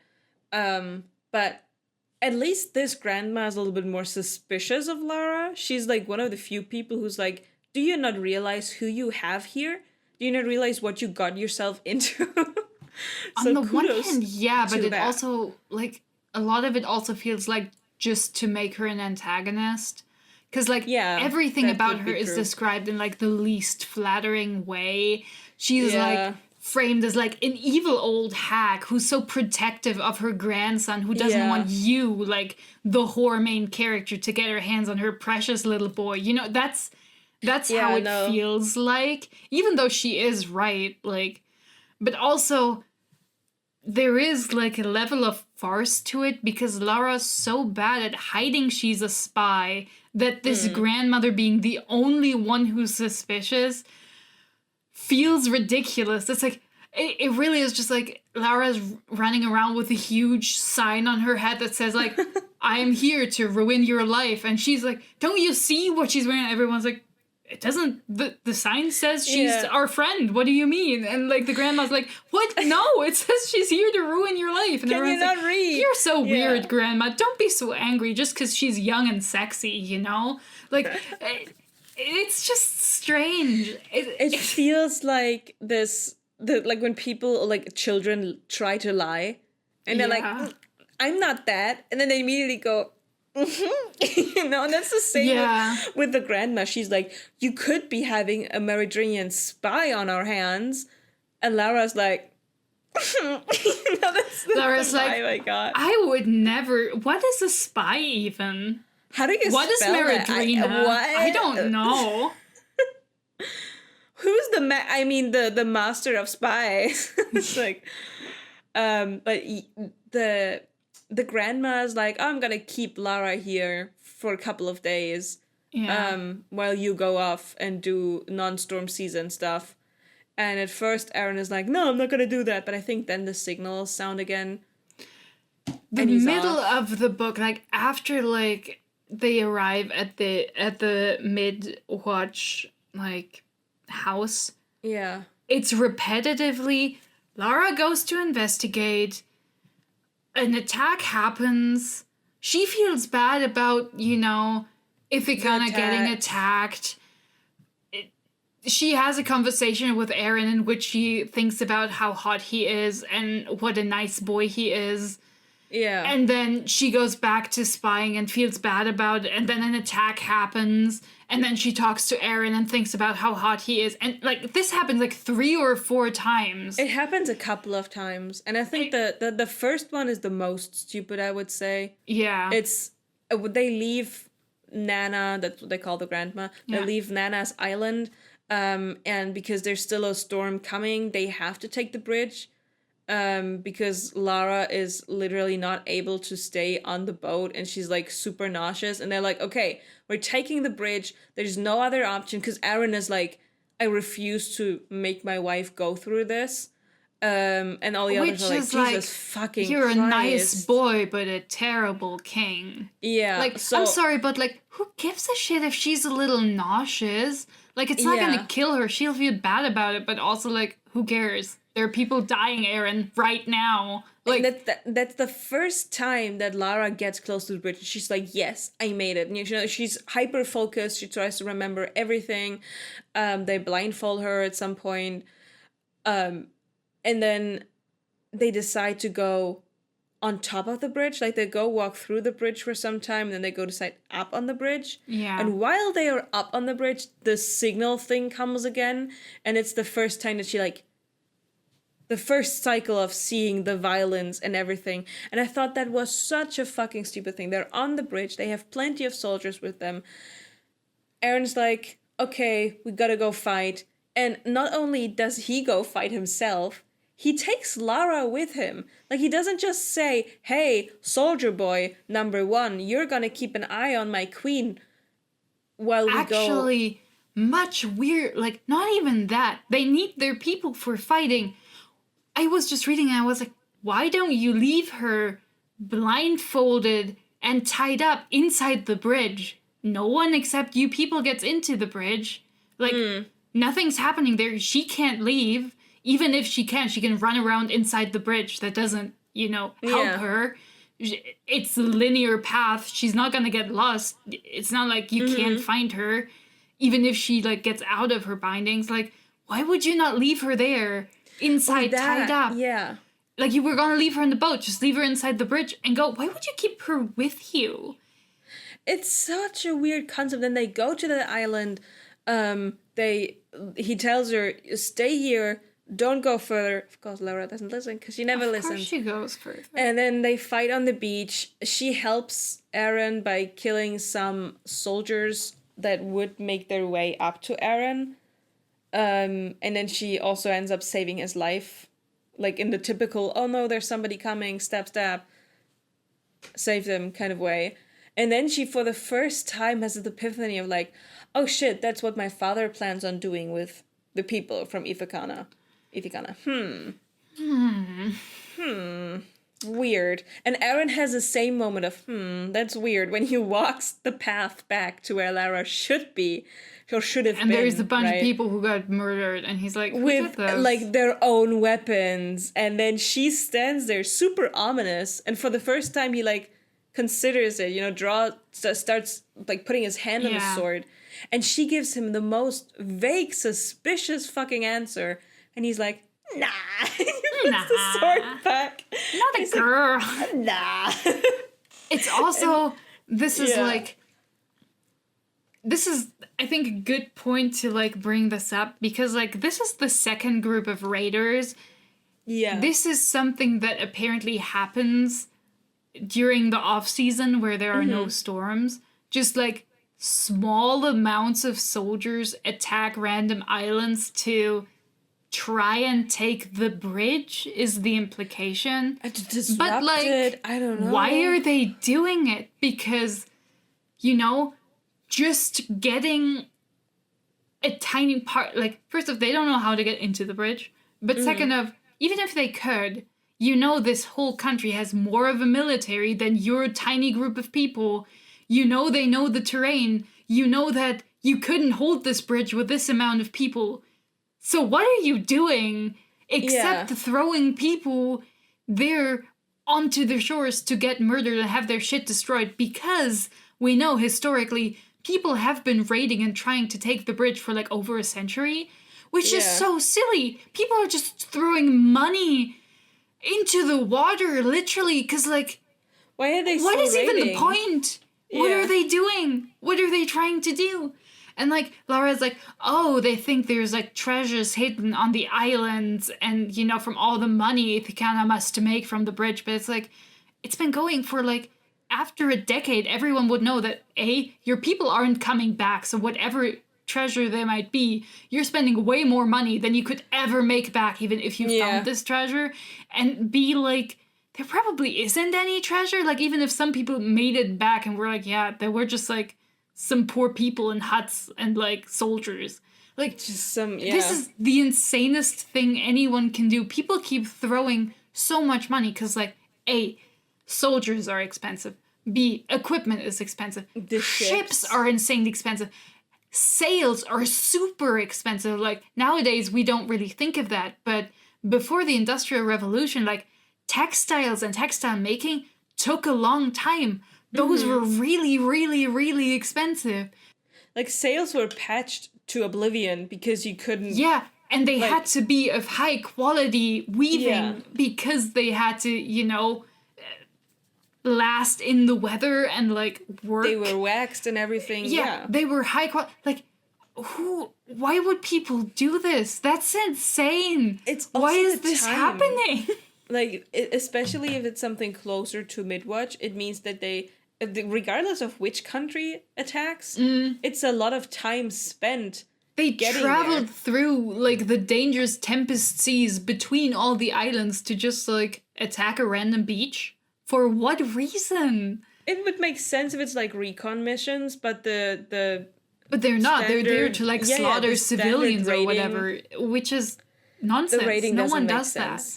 that. Yeah. Because, like, again, like, nowadays it's like, because, you know, you're desensitized from, like, movies where just people get slaughtered or whatever in raids, but, like, killing people is mentally very exhausting. And even Yeah. if you're a career soldier, killing innocent civilians who are just literally hanging out makes no sense. Yeah. And, like, especially killing kids, like, people are, like, humans are really sensitive about killing kids. Like, yeah. people I would mean, not do that. thank It God. would make sense if they were like, hey, we're threatening you, like, give us all your goods or whatever. They wouldn't randomly slaughter these people because there's no winning in that. And if they're not dangerous to you, then, like, why kill them? Like, legitimately. Like, people aren't bloodthirsty, evil, like, that's just not what happens. Like, that, Yeah. it just mean, doesn't we- happen. At least it has never been portrayed that one of these kingdoms is having like a legit ideological war against the bitch kingdom. I mean, we are being told that Maridrina, like, there's these, you know, beliefs that are being populated amongst the civilians and all, and it's at one point an issue of saying, hey, we can't just, like, we have to, if we want to be diplomatic about this, we can't just be like, oh, Ithacana is great, we have to remind the Meridrinians that we are the nice guys, and then, like, you don't want war with us because you want to love us. So there is the aspect of, oh, what does the bigger populace thinks? But at least for Maridrina or Amarid, at least, the countries that attack the Bridge Kingdom the most, is that none of them have this, oh, every Ithacanian is an animal and should be killed because that's less, like, that's like being nice to them, killing them. None of that hasn't been communicated. So what you just said makes complete sense. Like, why would they be this fucking vicious to normal civilians? And again, but, like, even then, it's just like, what is the point of raiding? You're not getting anything. Most people just die because the Ithacanians have a lot of, like, anti-ship, you know, infrastructure because they're used to people coming over to try to take their islands and stuff. Like, why the fuck would you keep doing it? Like, it makes no sense because you have nothing to gain. Even if you took one of the islands, the rest of the Ithacanian army would just come over and kill all of you. Because they know the terrain. They know, like, what would be the point? You're not, like, there's literally nothing to gain. This is just like some kind of RPG where randomly enemies spawn now and again, you know? Because it is quite ridiculous, I would say. And I'm sorry to the listeners because we're going in such small steps, but what happens exactly after is what was one of my favorite, was the scene when I started writing the Trash Wave. They go back to Nana's island, and at some point Aaron is gone, and it's just Nana. It's not his sister, is it? No, it's Liara. It's Liara, and Nana. Liara, And his ex, who he used to fuck. right. And they start sleeping. And Lara's like, this is my chance. I know now where there's access to the bridge. I have to find out more things. So what can I do? Before they go to sleep, she again poisons both Leah, or she sedates Liara, I think, and she poisons not the grandma with all of the tinctures that the grandma has inside her house, because she's also some sort of she's very She's nifty. a medicine woman or whatever. Yeah. Like, and it's a poison so that the grandma has the most vicious diarrhea of her life. So grandma goes out, goes to the toilet. Lara goes out, goes to the toilet, makes sure that the guard sees her, and he's like, "What you doing out here?" And she's like, "Oh, I was planning on going to the toilet, but you hear a super You know. loud fart from Nana at this exact moment. you hear what's going on inside of that house." And he's like, "Oh, I'm sorry." And she's like, "Oh, I can just relieve myself in the woods." And you're like, "Oh, baby girl, that's dumb. You're not gonna take a shit that takes like 20 minutes. She doesn't. She goes to the woods. I don't even know if she really pees or just pretends. And she goes back and she's like, hee hee, haha, I just went peeing in the woods. Good night, Mr. Guard. And then, or he isn't even there or something. Or something, it's dark and she doesn't completely close the door. She's being a nifty girl. Yeah, because while going out before, she had like a lantern. Yeah. And then she went back in, and now without a lantern, she's like moving outside. And because the guard was blinded by the lantern, he won't recognize, like he can't like adjust to the light situation. She's like, "Oh, I'm also kind of blind, but I know where to go because I'm spy trained." And then she goes through the jungle. She runs to the bridge. She tries to find the entrance. It takes her ages. She manages to find it. She climbs up.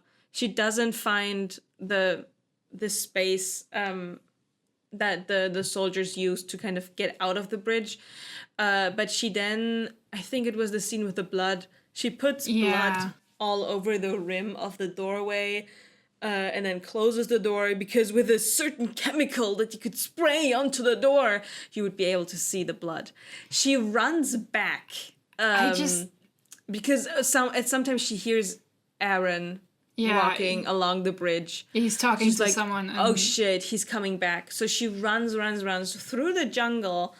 And I think they are there. Yeah, Aaron knows she wasn't in the house. He comes back on and he's like, "Where is she?" And she's like, "Oh, I went out for shit again, sorry," or something like that. And everybody just believes her. And they, get mad at the guard. And he's like, I'm sorry. I mean, she did go out for shit, but she went back from that shit. I don't know how often this woman needs to go to the toilet. And she's like, "Oh, I got the same diarrhea as your grandma." It's such a weird fucking scene. I loved it. It was dumb. It was the perfect amount of dumb for me. I think this is a great place to show how different we experience bad scenes, because you're like, "Oh, this was so good." I was like, I wasn't paying. I was just like, this is so stupid. I think this also doesn't sell the lead up to the poisoning, which took several pages and was also immensely stupid, because Nana keeps snakes, and she told Lara to feed the snakes with live mice who were in a sack. And Lara was like, "Ugh, that's disgusting. I don't want to do it." And then I was like, "But you have to." And then she was like, "Oh, okay, fine, I'll do it. And I'll use this. And I'm going to, I'm going to pretend at a commotion. I'm going to let one of the mice go because I was so scared because it was wiggling and bit me. And then I'm going to use the commotion to steal some of the tinctures while everyone's hunting the mouse I let free."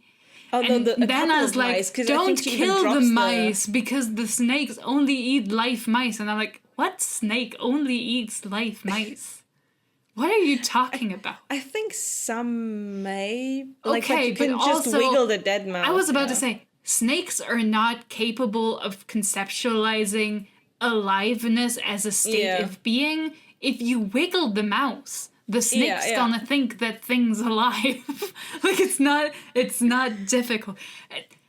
That scene took forever. This was a lot of build-up to, like, putting Liara to sleep and giving Granny diarrhea.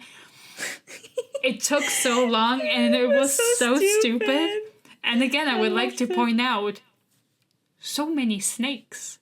Snakes are so integral to this story. But also then when she's like, oh yeah, how could I mark it without anyone knowing? Oh, I'm gonna use my blood. And it's like, you're smearing the bridge entrance with blood. On the one hand, okay, yeah. In, like, real life, if you spray blood with the right chemical compounds under black light, it does light up. However, you are leaving your blood outside on stone in an area with vicious storms next to the sea with salt water. What do you think deteriorates your blood pretty fast? Like, if the invasion isn't happening in, like, a week, that blood marking's gone. That's not gonna... The chemicals will not stay intact. Salt water plus, like, heavy winds plus, like, sunlight is some of the most, like, effective ways to destroy any substance left outside. This shit's gone by the time your father reads your letter and comes back to, like, take over this, this country. This is not staying there. Please stop. Like, yes, so detective fiction and, like, those fun, a murder in episode TV shows, you can still find it after years because it's inside and a lot of it seeps into, like, cloth or whatever. Like, fabrics and shit. Yeah, you can still see it because it is inside and not deteriorated by everything going on outside. Like, I can promise you, if it's not, the wind and rain and salt water, there's probably some sort of bacteria or, like, some animal that slurps up that shit to make it, like, unrecognizable. Yeah. There's no way anyone's finding this in, like, a week. Like, I'm sorry, this is not... This is not helpful markings. It was so dumb. It was, I think, you could say it was the second time that Lara is trying to be a spy. I was like, oh, she gonna spy on us good, but she doesn't really spy that well. But yeah, and this is kind of, like, the continuation. I think one scene we should talk about is the Snake Beach. Snake Island. Snyland, as I call it. Snyland. It's so fucking funny. Snyland it sounds like there's snails there. I don't remember which journey they were on. They're on some... That's pretty late in the book, I feel like. Because the middle of the book is just an attack happens, Lara, like, slinks around and tries to find, like, ways to help people infiltrate. She learns some stuff about the bridge and how to enter and exit it, There is another hilarious scene in which I think they just... Is there another attack? Something's happening. They're on the bridge. Aaron and Lara are talking, and Anna is also there. Oh, that happens way later, I think. Does that happen after Snake Beach? I don't know if it does. I think it happens after Snake Beach. Does it? I think it does. Does it not happen after Snake Beach? I think it happens before the reveal that she can fight, right? I think it happens after Snake Beach because I think it's after Maridrina, right? They come back. Oh, that could be. And then Anna is, like, fucking, like, annoyed at Aaron for being such a stupid bitch. Yeah. True, it's later, but it's also so fun. I think it's right after that. Let's get to Snake Beach first. Maybe, I think because that happens before Snake Beach, Lara is she has gathered enough information, as you said, to be able to kind of send information to her dad. And in the most like elementary school detective work fiction, she has invisible ink. She has some lemon juice with which she's gonna write on the back of some paper. And then they have to hold it over a flame. She takes all of the paper that Aaron has, and she writes the same thing over and over again on all of the sheets of paper he has. So whichever letter he sends, one of them will land at her father's coffers and he will see the secret messages.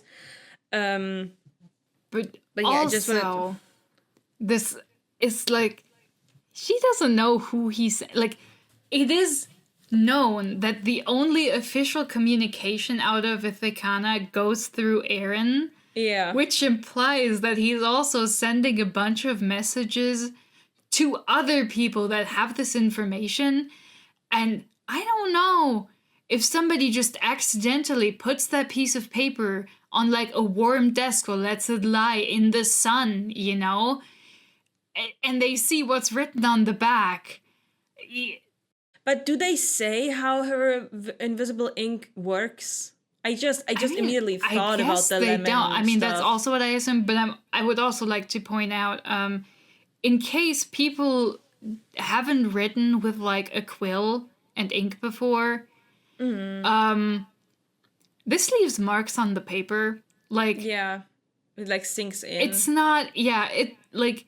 You would know if somebody wrote on your paper with an ink and a quill. Like, I'm sorry, but like, people like, would in fact know this. Yeah. Unless this is some serious, like, multi-purpose paper that's like this is like insanely high quality smooth paper and like a really nice quill that gets caught on nothing. Like, also like, just to point this out, like, she's writing on like 20 something sheets of paper. Yeah. She's like, she fills them all up with the same information. That would take forever. I don't know if you remember the last time you were like in a class and had to write a lot, but like 20 sheets of paper, that's like several hours worth of work. And she not does just that in one bit. sitting. No, she's like she crams all of it onto the one page, and it's like, girl, what? I mean, she explains the way that the signals work to a point at which you could replicate it if you wanted to, like, use that, right? So that alone would take up the whole page, I feel like. It's just so much. But it's so silly. That is still being done while Lara is kind of, like... She's like on the side of Maridrina. Yeah, she's like, I need to save the Maridrinian people from the greed of the Bridge Kingdom, who are only sending us bad produce and moldy, terrible like animals. They're just sending us the lame horses and the ugly chickens. Like, I don't know, like yeah, and like. I might have to sacrifice the Bridge Kingdom's civilians, but it's worth it to save my civilians. Yeah. Which, again, I'm like, since when have you been this kind of person, Lara? Like, it really flip-flops back and forth what she really cares about. Like, the text is so desperate for you to think that she's a good person, that, you know... You should like her because she's nice. And look, she cares about the poor common folk. And I'm just like, why would she, though? Like, yeah, because if she genuinely cared about the Maridrinian people, she would have not acted the way she has acted so far to Aaron. She'd already be pregnant with baby number one if that was her and goal. also she wouldn't, like, act like the sassiest girl boss who's like, no man can tell me what to do. I'm not like other Maridrinian girls. I can fight. I have self-esteem. I'm not gonna let you lock me in a room. I want to see the jungle and I want to fight.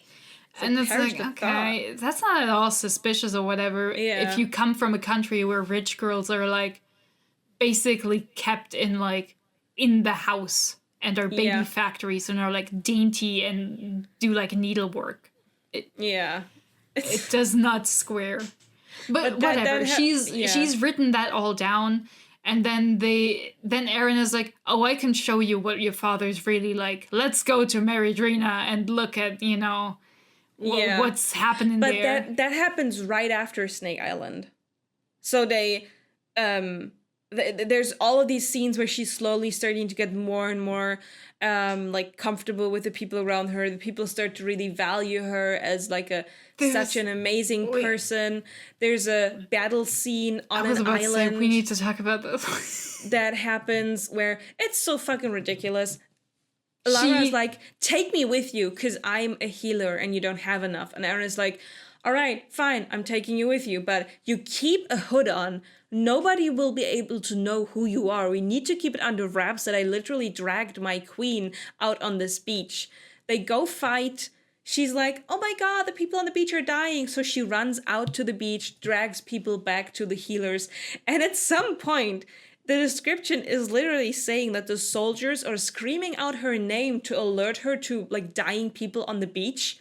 So her not having her, like, there's no use to her having her hood on because the people literally scream, hey, Lara, there's a corpse over there. But also, I just picture this visually. Yeah, so funny. What is happening? Like, just think about it. Like, there is a fight happening, and she's just, like, stepping in between. They're like, oh, sorry. Let me pick up this one guy and drag him over the beach. Like, this woman who's described as, like, not very tall, not super muscular, is dragging, like, men in full armor over the beach. Is she, like, carrying them in a fireman's carry? Like, how does she get anyone back to the healers?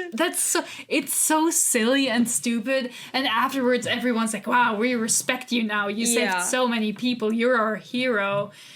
And it's just like, this was the dumbest scene I had. And through their journey back, I think that's when they get to Snake Island. I kind of forgotten the timeline and how exactly they get to Snake Island. Yeah, me too, because it was so boring. It's basically a pretty island, pretty beach. It's access to the bridge. So that's why they go there. But then they're like, oh, that's a pretty scary island. We shouldn't go there because there's lots of snakes. And she's like, snakes? And someone's like, let me throw a twig onto the beach, and the twig lands, and in some sort of quick time event, snakes burst out of the underbrush and attack the stick. And such. Yeah, they're just like, they're lunging for the stick, and like it's pandemonium. It's like snake hell. And the snakes are big, like small snakes, big snakes like as thick as people. Any kind of snake. It's like the whole beach is crawling with snakes. And then Aaron goes, oh, you know what we used to do when we were younger? We used to run along that beach and get to the bridge. Climb onto the bridge and then jump back into the water. That's so cool. And literally everybody in the boat, including Lara, is like, that's super dumb. Like, that's the dumbest shit. These are insanely poisonous snakes. They will kill you. You and your sister, you're the king. The two heirs to the throne, used to do this. But Aaron has to prove to Lara that he's a cool guy and that he's brave and worth it. So he's like, play lookout for me, and swims towards the beach. They try to distract the snakes with more like sticks so they don't notice him, but right as he's about to reach the bridge, a giant snake comes out of the underbrush. Him and the snake look at each other. He looks at the snake looks at him. He looks at the snake looks at him. It's like a and Lara's like, standoff. He is going to die. And in a desperate bid, she takes a bow and shoots the snake with an arrow. Like, right as the snake runs after him, and it's like slow motion, like a Bollywood scene. The snake's like, you're like trying to bite him, and she... Little leggies. The snake is running. You know what I mean? The snake is slithering along the beach, and it's close to eating him. And then Lara's like, fuck him, fuck them finding out that I can like shoot a bow. I need to save Aaron from the dumbest thing he could have done.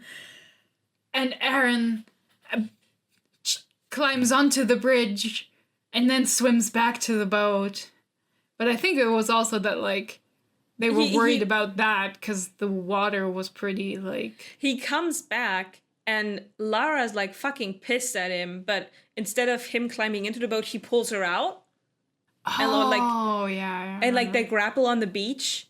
And then Jor, the one guy that I thought had a brain in this book, he's like, all right, guys, we're going to take the boat, we're going to take a round on the island, leave you at this beach with these poisonous snakes, just so you can get over your marital spat that you're having right now. This is on, like, another smaller island nearby, and she's like, wait, can't the snakes get us? And he's like, oh, the snakes can swim, they just don't like it. Which, like, what do you mean? So they would see food and come, but they just don't feel like it? Like, what do you mean? Are these, like, the most bougie snakes imaginable? They're like, yeah, I could eat over there, but, like, I'd rather starve than I'm gonna swim. get wet. It's just not cool. Like, what do you mean they could, but they don't like it? So they stay at, like, in the shallow waters. They scream at each other. She's like, you're such a fucking bitch-ass whore. And he's like, excuse me? She's like, yeah, like, you're so mean to my people. And then that's when he decides he's gonna take her. He's like, oh, you know who's mean to your people? Not me. It's your king. He is, like... using them. He's just, like, taking all the best food and just giving them garbage to let them starve. Because, buy weapons? Weapon good? Because he mainly wanted steel? It was such a because he wanted to import steel to make weapons to fight a war, but he forgot that the most important weapon is a person who wields the weapon. All of this together. So they do the most deranged thing. They get a boat that is like they get a boat that's like pretending to be from a different country, and like he has a secret identity as like a trader from like Herondale, and like so he can just chill and go to other countries and like have sex, and like obviously also learn about them or whatever, get information from his spies. So they go to Vencia, actually, which is batshit insane, and so that his people don't figure out that he has Lara with him, she disguises herself as like a little boy, which is insane because we have described her as like the most womanly woman to every woman with like the hourglass figure. Yeah, she is like, her outline will always be obviously feminine. It's so silly. And like they put her in the most unflattering pieces of clothing on this earth, but you know, it's and then they were like, oh yeah, this is my 13-year-old cousin. I'm like, dude, I don't think a 20-year-old woman looks like a 13-year-old boy.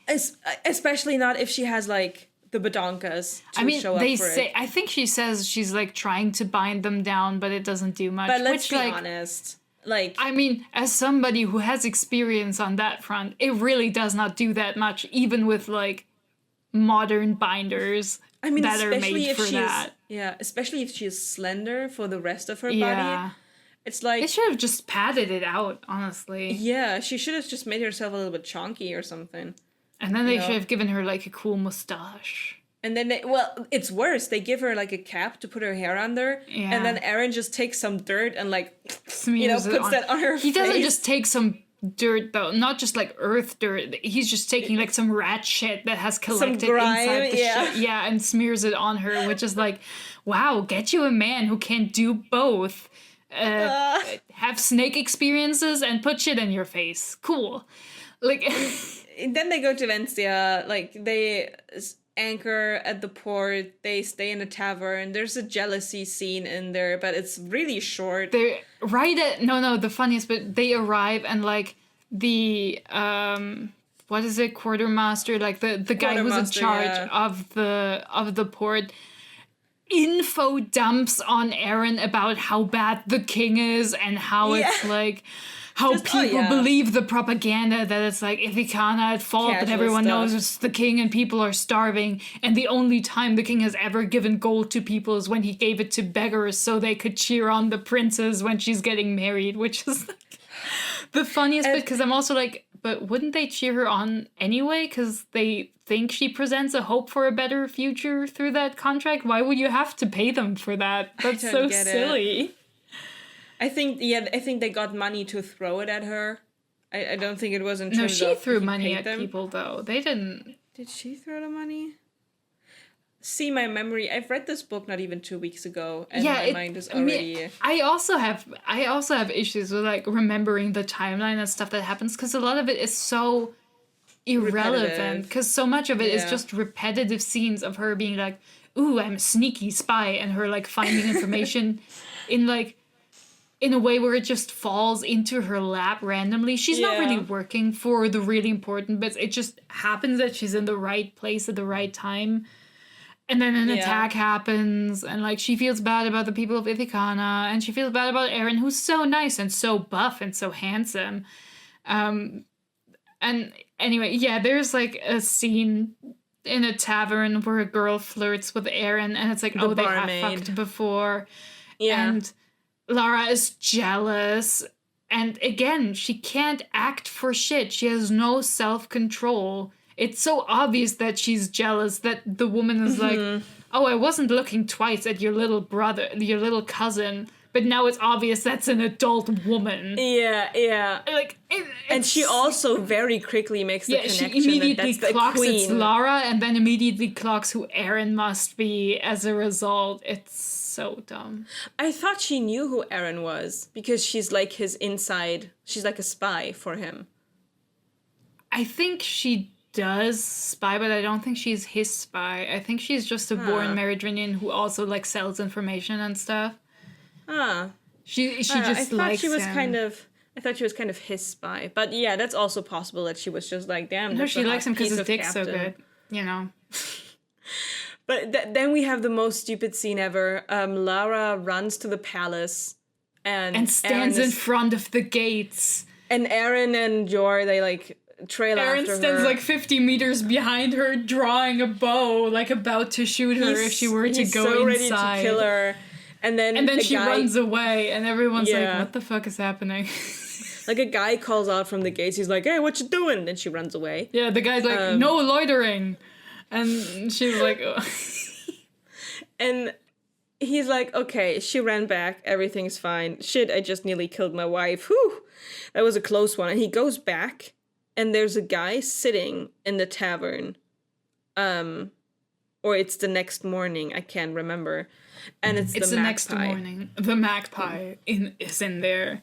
Because, like, in the evening, Lara's sitting at the bar, drinking depressedly. Yeah. Because now she realizes all her life has been a lie.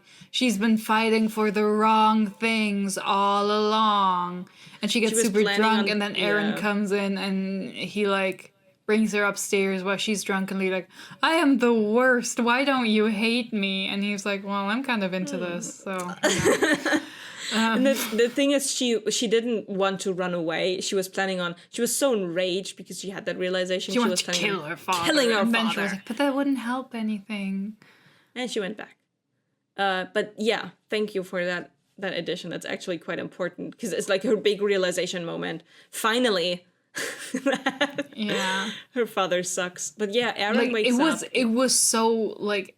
I cannot describe how signposted it was that her father is just, like, taking from all the money and food. You start the book and you immediately know, but she's so slow on the uptake. It is crazy. Yeah. It takes so long.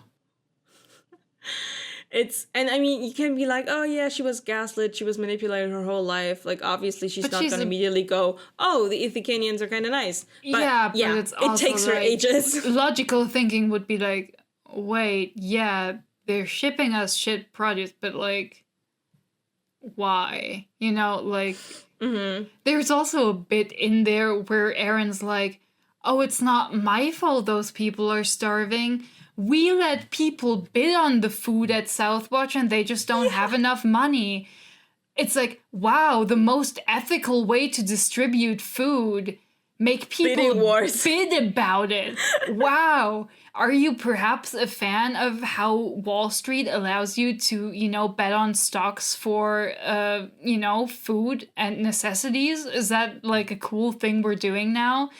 It's so dumb. It's so fucking... I'm like, he's supposed to be a good guy? Right, yeah, mm-hmm. It's cool. But I'll believe it, sure. Aaron goes down. The magpie is sitting there. Magpie is like, yeah, through some convoluted reason, we found out that you are anchoring here. Through something with the steel and it's a stupid reason. Yeah, it was. And he's like, the gall you have to come here to this country, like under a second identity, you better scram, little guy. And also, we have had a huge problem with one of your friends, Valcotta, keeping us from getting our goods, any goods, because they are like they're barricading intercepting. Southwatch. Yeah, they're intercepting everything coming out from Southwatch to Maridrina. So you better backstab your friends so that we can get our stuff. To which Aaron is like, well, you just gotta stop attacking Valcotta. It's easy. And I'm like, nah. We gave you a wife. You do your part. So Aaron's like, fine, okay, whatever. He quickly wants to leave. Lara wakes up, gets up in her little disguise. And Aaron's like, we immediately are leaving. Like, you're not getting any time to do anything. We're leaving right now. They walk along the dock and close before Lara boards the ship, she turns around and it's like this meme, it's like where they see each other and they're like, the crowd, wait, it's always here? Sunny in Philadelphia meme where they're like in the barroom and they're like looking. Lara's looking at the magpie's looking at Lara. They both come to the same realization. And like, oh shit. First of all, what if a shitty spy master is the magpie to not know that Lara's already here? If he's like, oh shit, Aaron is in this hostel. Let's have a check on everybody who's in there as well. The magpie doesn't do that. So the magpie doesn't know. He finds out it's Lara for the first time. And they jump on the ship. You have like, hell breaks loose. You have soldiers trying to get on his ship as well, like jumping literally into the water because they jumped but it wasn't far enough. And then it's like, I had to think of the legend of Aang, the Fire Nation. They have this chain in the port that they can raise, right? Yeah, a lot of ports have that to keep like people out or in, like to keep people from leaving if they haven't paid their like due like taxes and stuff, or to keep like people from coming in because like But I viciously had to think of that one scene where like try to get out and about. And the ships are trying to catch them, like it's very, very close, and they have this scene where they're basically drifting over the chain. It's like a weird Fast and the Furious scene, but with boats, but also with sailboats and not motorboats. Basically, the rudder is too deep to get over the chain, so they like drift over it so the rudder is high enough. It's just so and then stupid. Oh no, the chain is up so the people can't follow them. And then Aaron and Lara get to Southwatch. Anna is fucking pissed at them. She's like, the fuck have you been doing? And they have like this huge quarrel on the bridge. They get on top of the bridge on top of the bridge, yeah. And there's like, it's so stupid. Because there's like wind or storm or something. It's not really like, it's not super safe. And then Anna kind of, I don't know, she pushes Lara a little because she's angry at her. And Lara kind of, in the most insane, ridiculous way, kind of stumbles off the bridge. I think what happens is that like, Anna is like talking to Aaron and she's really mad and they're about to like fight or whatever because they're both hot-tempered. Oh yeah, and then Lara steps closer and like Anna is gesturing like throwing out her hand like this isn't about you, stop, you don't, like, but the hand movement accidentally hits Lara, who tumbles over the bridge into the water. Funny. This is the funniest way this could happen. I was like, I made a note that's like, I love that Anna just accidentally punted her off the bridge. This is the funniest thing that could have happened. Especially because they're like, oh, the bridge has little, like, anchoring points all the point over the bridge. Because, you know, sometimes they scramble up outside of it. So it's like, Lara had to make an effort to fall around one of those. Yeah, it's just... Falls into the water. And because a storm is coming, because a storm chased them out of Meridrina and got them to South much quickly, the water is so, like, rough, and she's drowning. And then there are sharks coming, because obviously they sink so many ships that sharks are like, oh, food. Like, normally Storm season, yum, yum. you know, they're like, yeah, tasty. I mean, I don't know why, because she's not obviously bleeding.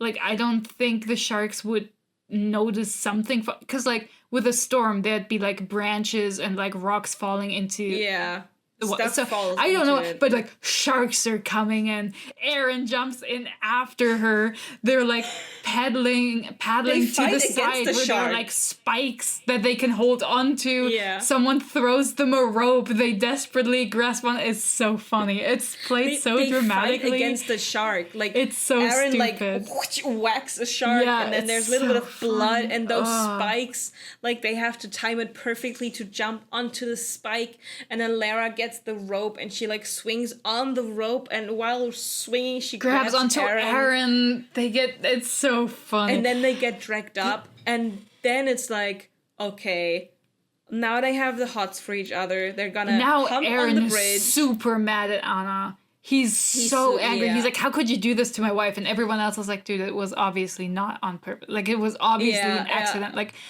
it was unfortunate, but like, it was obviously not. He's so mad. He's like, how could you do this to my wife? We're not talking anymore. I am leaving for Midwatch. And then they fuck. I'm about to send you to Harrendale. Yeah, it's the last thing they say. They go to Midwatch. They have their amazing, powerful sex that they can have. Like, they fuck through the whole room. They've been fucking like bunnies, I think, for a week or something. Yeah. And at some point, he's like, I'm gonna now take you to the place I come from. And the thing is, one thing that Lara is wondering constantly throughout the book is that during the non-storm season, people migrate in the Bridge Kingdom. They migrate away from those islands somewhere. Some of them stay to fight, but a lot of them just go, and she doesn't know where. So now that they fucked, now that he loves her, now that they've got the mutual attraction thing going on, they go to the capital, which is basically... And here I thought of The Incredibles. They go to like a volcano island. Yeah. And the way that they get inside of the volcano is through like a secret entrance on the volcano. The same way they do it in The Incredibles. Like, they go in, there's like this like huge cave system in there, which there's already a lot of houses and stuff. They get out. They walk through like more caves, and then they come out in this big like inside of the volcano, like the bowl. I don't know my geography terms. The bowl of the volcano is basically the main city of the Bridge Kingdom, which is where all the people who can't fight, who don't want to fight and have other qualities, go during the non-storm season. And that's like the big, this is where the people are crazy. They all fit into one volcano. It's so crazy, because like the story tries to tell you that this is like, oh, but we can't like sustain everyone in here, and like the story is like, no, we need the bridge to get enough food to sustain everyone.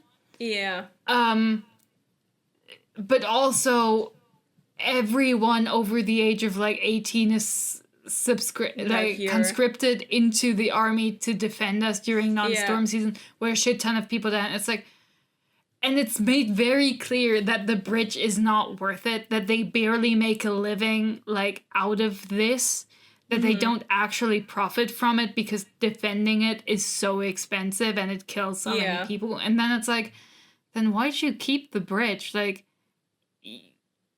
you can just start farming on the other islands and be like, yeah, everyone can use the bridge. We don't care. Like, people won't, like, attack you then.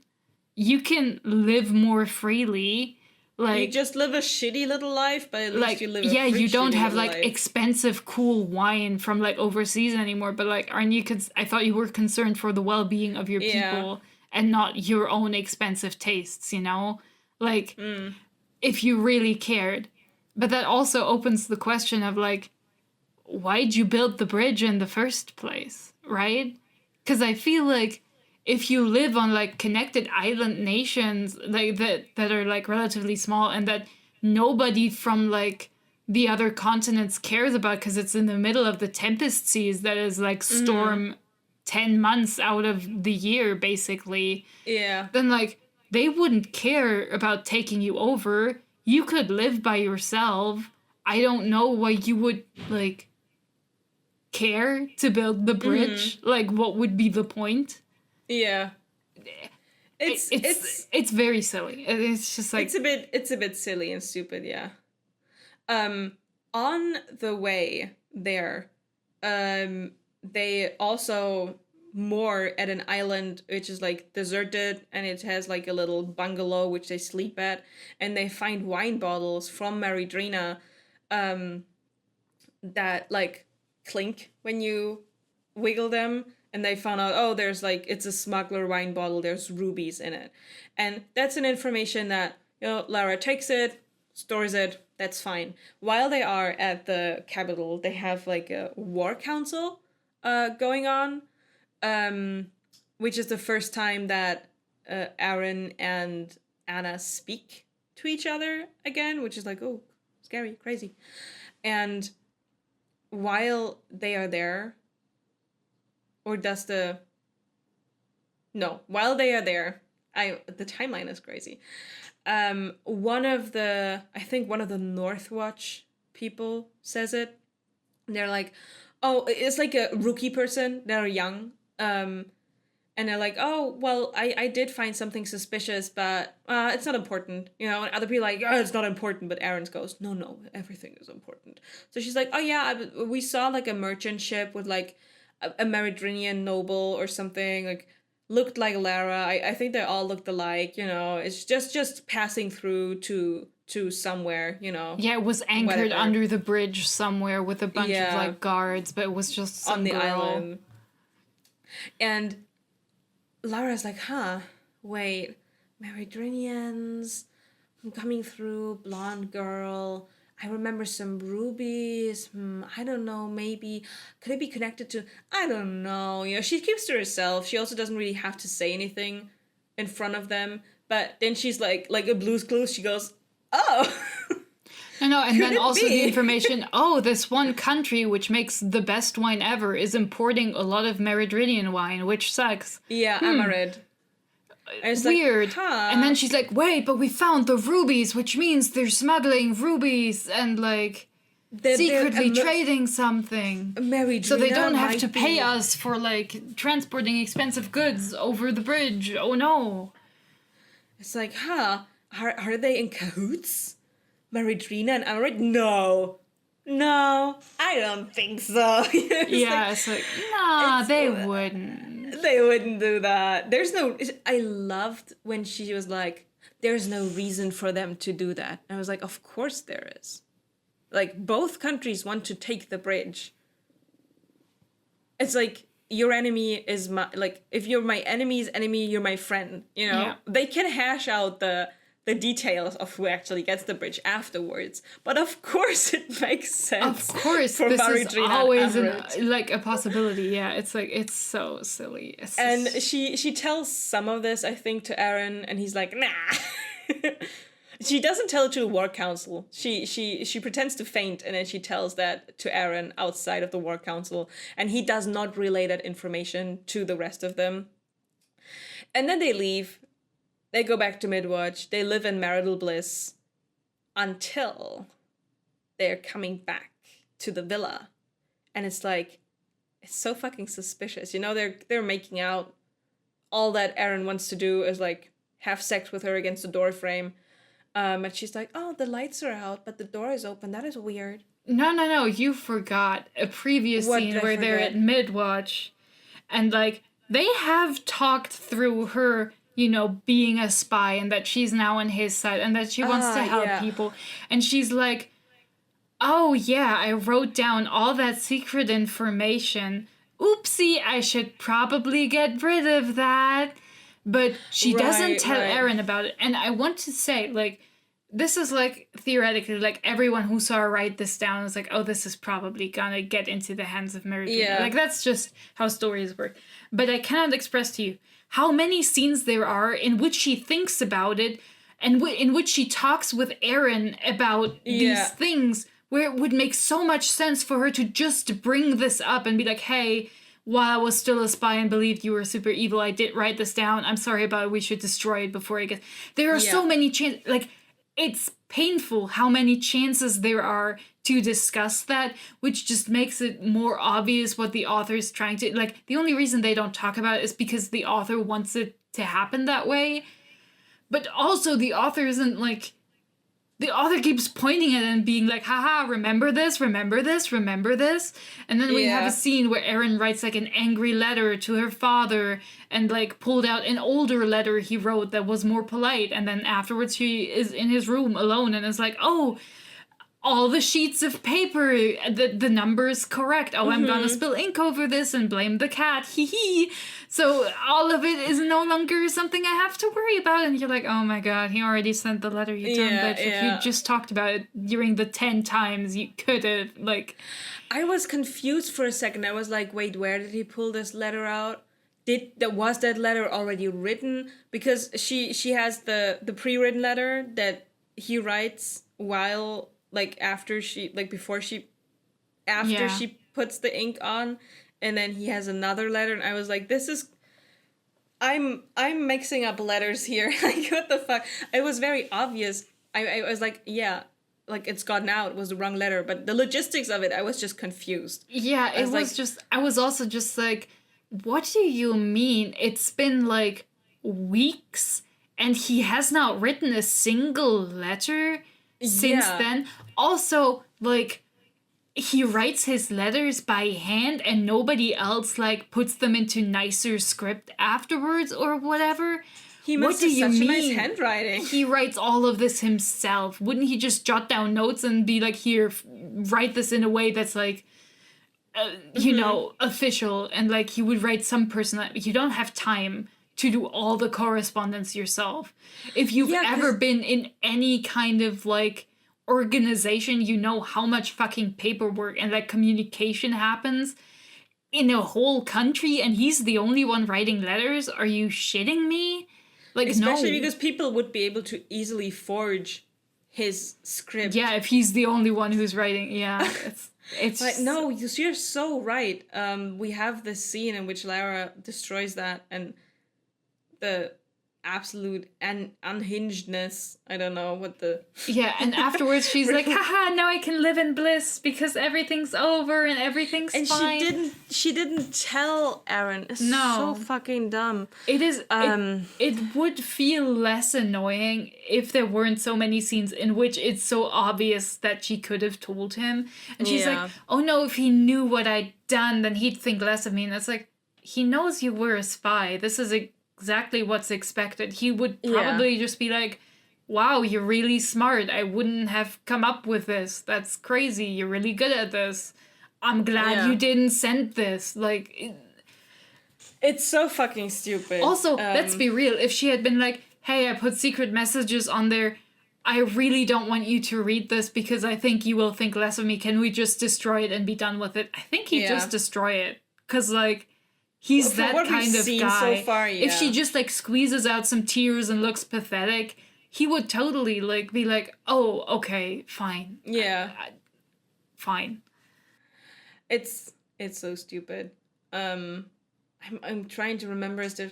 Well, yeah, I mean, at some point he finds out she's an assassin, and, like, it's all good. It's the confession is a bit rough, but it's it's not that crazy. Like, there is very little fallout because up till then she hasn't really done much except save his life and other people's lives. So it's like, well, Yeah. And from his perspective, we find out that he was like, yeah, he's suspected for quite a while now. So it's all good.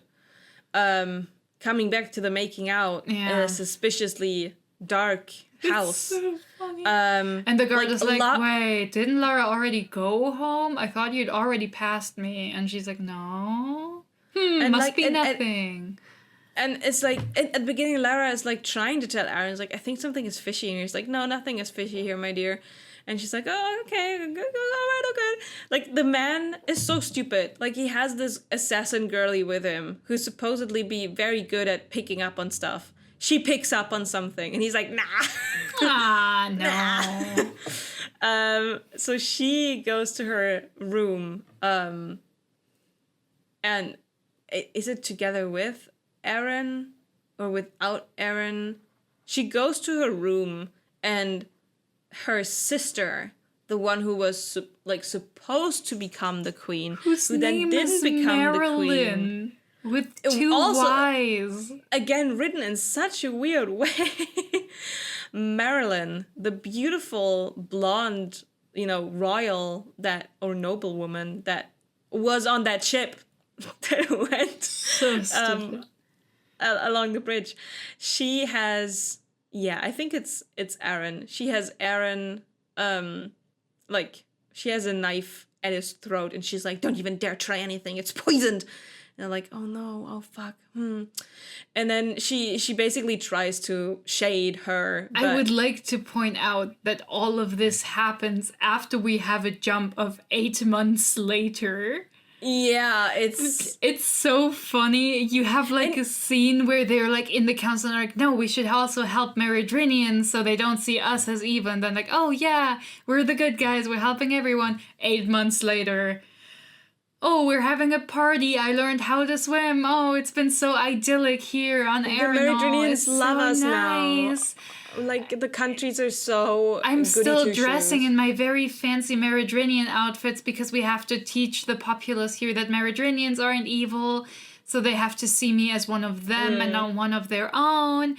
Anyway, we're making out, it's all great, and oops, my evil sister appeared. Oh no, but don't worry, her knife may be poison, but do you know what is also containing poison? A venomous snake who was in my bed, who is right behind her. Because I didn't close the windows. Because we didn't close the windows, there may be snakes. This snake is saving us because I'm throwing something at the bed, and then the snake comes out and bites my sister. So I think she pushes her sister over or something. Yeah, something. And then the sister falls into the bed. Yeah, it's something. Her and Aaron have a meaningful an eye contact. My sister didn't know the sound, but Aaron noticed the shifting of the snake as well, or something. It was so stupid. Again, the MVP of the snakes. Snakes. There's so much snake shit. The snake immediately kills this woman. Yeah. Marilyn is well, it's even worse than the Dunyasha plot in Crooked Kingdom, because she's there for 2 pages. She is she's monologuing for longer. She's like, oh, you thought you'd save me? You've stolen my place. I was supposed to be here and bring Ithacana to its knees. I am evil and I love killing and I'm insane. And Lara's like, no, but you always used to be so nice to everyone. You even liked little puppies. And she's like, I was just pretending. I was lying the entire time. Have you heard of acting? I was evil and you didn't notice because you were too stupid. And then she gets killed by a snake. And also she's like, you sent these instructions to take over Ithacana to our father. Yeah. A great plan. Look at this, Aaron, how she betrayed you. And then she dies. And Aaron's like, you betrayed me. And she's like, no, I didn't mean to. I thought I destroyed all of these letters. He's like, but you did betray me. He's like, yeah. She's like, but not intentionally. It wasn't supposed to happen. And he's like, I'm gonna shoot you with this bow and arrow now as a throwback to our previous, scene where I was about to kill you. First he chases her off the island. Like, he's like, you're coming with me now. And like, panic breaks out because they like, replicate the noises. And like the signals don't go through because the Meridianians copy the signals. And he's like, you're gonna fucking leave. I never want to see you again. And then he like chases her to the beach where like her little boat is. And then the iconic bow scene happens. So dumb. He actually shoots some arrows at her, right? Like, yeah, but he misses. On purpose, of course. Yeah, of course, on purpose.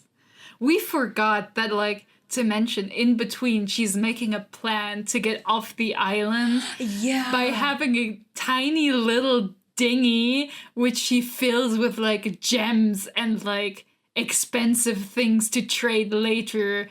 And that she wants to escape with, and that she's, like, placed at an inconspicuous place. And she's, like, there's, like, scenes where she's, like, oh, I'm spying on the soldiers, and I'm sitting in a boat that's being rocked by the waves to get over my seasickness, It's so But she dumb. actually, That's before they go to marriage. Yeah, that's before, but like she had planned this. We forgot to and then she takes this tiny boat over the tempest-tossed seas and like travels to Harendale, I think, and ends up in like a bar, depression drinking, which again felt strangely reminiscent of Throne of Glass, where it was like, yeah.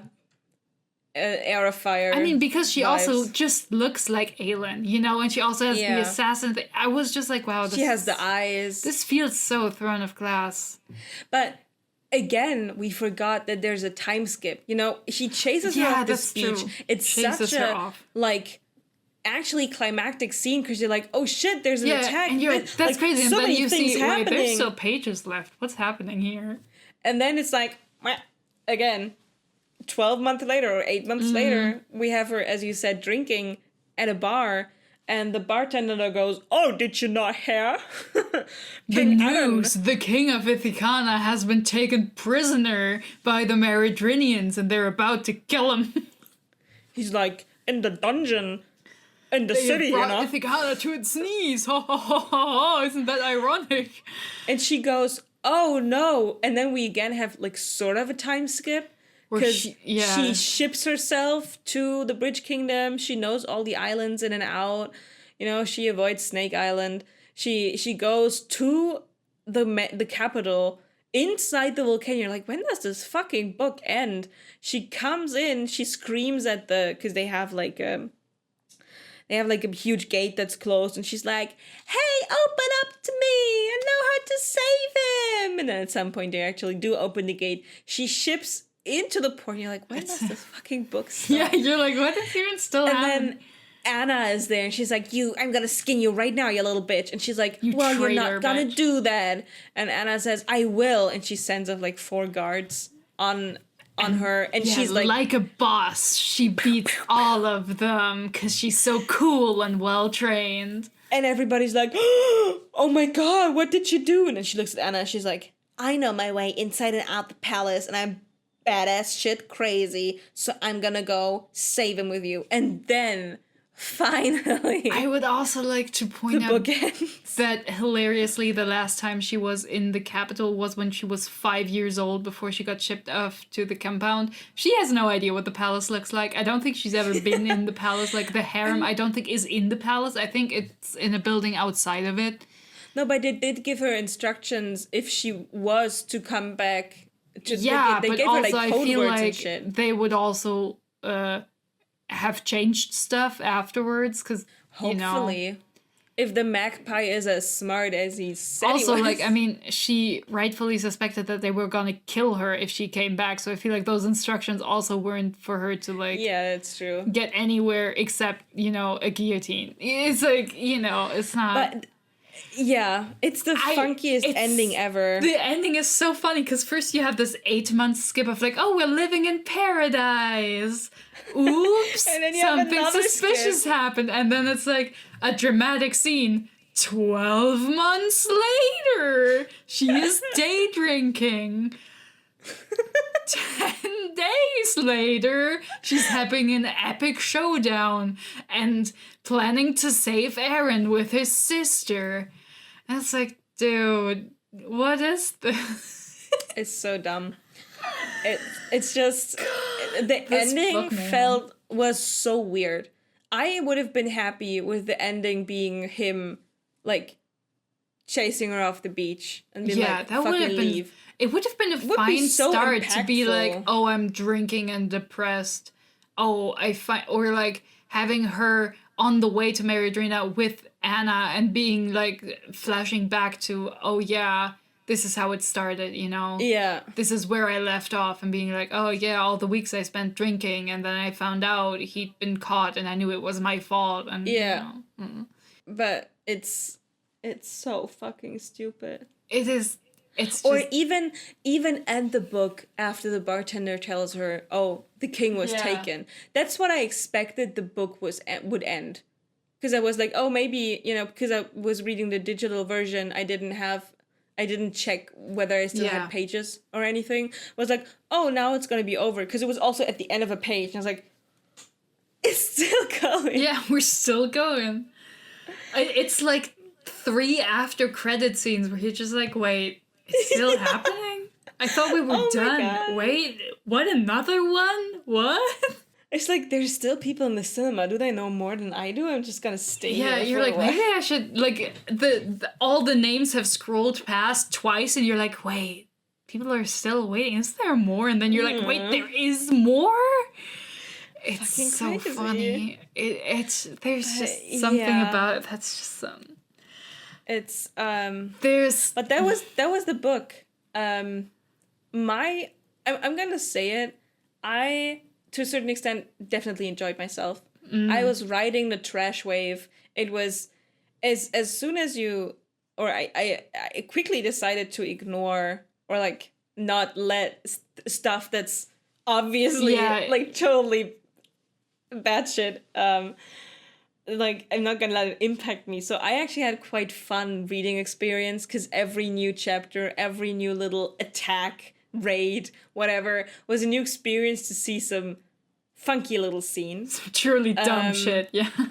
But would I recommend it? I would, but I would give them this exact speech. I'd be like, listen, it's not good, but if you enjoy not good things, this might be the book for you. This might be the book for you. So I did have a funky little time. I'm gonna say it. I enjoyed myself. I did not suffer. Well, so no. I didn't. I can't say I really did. I enjoyed this more than Blood and Ash and Serpent and Dove, which I think is because it is significantly shorter than both. Both of those are like 500-page books. This is like a 350-page book. But for what it is, that's still too long. I thought the first, like, 15-20%, that was funny, that was entertaining, and then we kept doing the same stuff over and over again, and like, again, her spying and her like plan to take Ithacana down makes no sense. All the information and like access points to the bridge and stuff she secures, they don't matter. This is like, the plan she cobbles together is not particularly effective or great. It's just kind of like random shit, you know, she threw together. And it goes on so long. There was an uptick in enjoyment when they got to Snake Island, because it was so insane that I was like, oh my god, are we really doing this? Snake Island? We're really doing this? That was great. But otherwise, like, I think a lot of it was just too stupid for me. Like, the entertainment value just fell off. Like, the ending was funny, but it was also too melodramatic. It was taking itself so seriously in the confrontation for Aaron and Lara. It was like, she's crying. I don't know if he's also crying. He's so upset. She's so upset. I'm just like, dude, I don't care about these people. They're not interesting in and of themselves. They're like the shadow of interesting characters on the wall, you know? It's just like, there are tropes piled on each other. Aaron's like, I guess, nice enough, but he's not interesting. He's not multi-layered. He's very straightforward. Lara is too multifaceted. She's She is, yeah. there's too much. She's not consistent enough to have a feeling. Like, there is no scene where I could really predict Shirley what she would do. And often I was like, does it make sense that she did this? Well, she did something similar earlier, but I don't know if I would say it made sense then either, you know? Yeah. Like, she just does things, is what I would describe it. But, Well, people do be doing things, yeah. That is true, yeah. And I would also like to point out that the writing quality is just not, it's just not good. I have to say, I thought I was gonna get something that was closer to like Light Lark or something, and the writing is definitely better than that, I would say. I felt like at least she tried. I think her writing is more straightforward. I think Alex Astor tried to be like lyrical with it sometimes and fell flat hard, which is more obvious. But I would also like to point out, I found in quick succession 2 mentions of leafy things. I would like to. This is very important. At the very beginning, it happens, I was like, leafy things mentioned, and then the second time I was like, another leafy things. We just did leafy things. Yeah, €2. Yeah, which is not much. A lot, but it's gonna happen twice. The writing, it's very clunky. There are parts that are less clunky, like some of them are more readable, but it's really not. It's not that good. What I felt, and you could definitely notice this in the writing, with the some parts are clunky and some parts are not, is I felt like it was a scene book.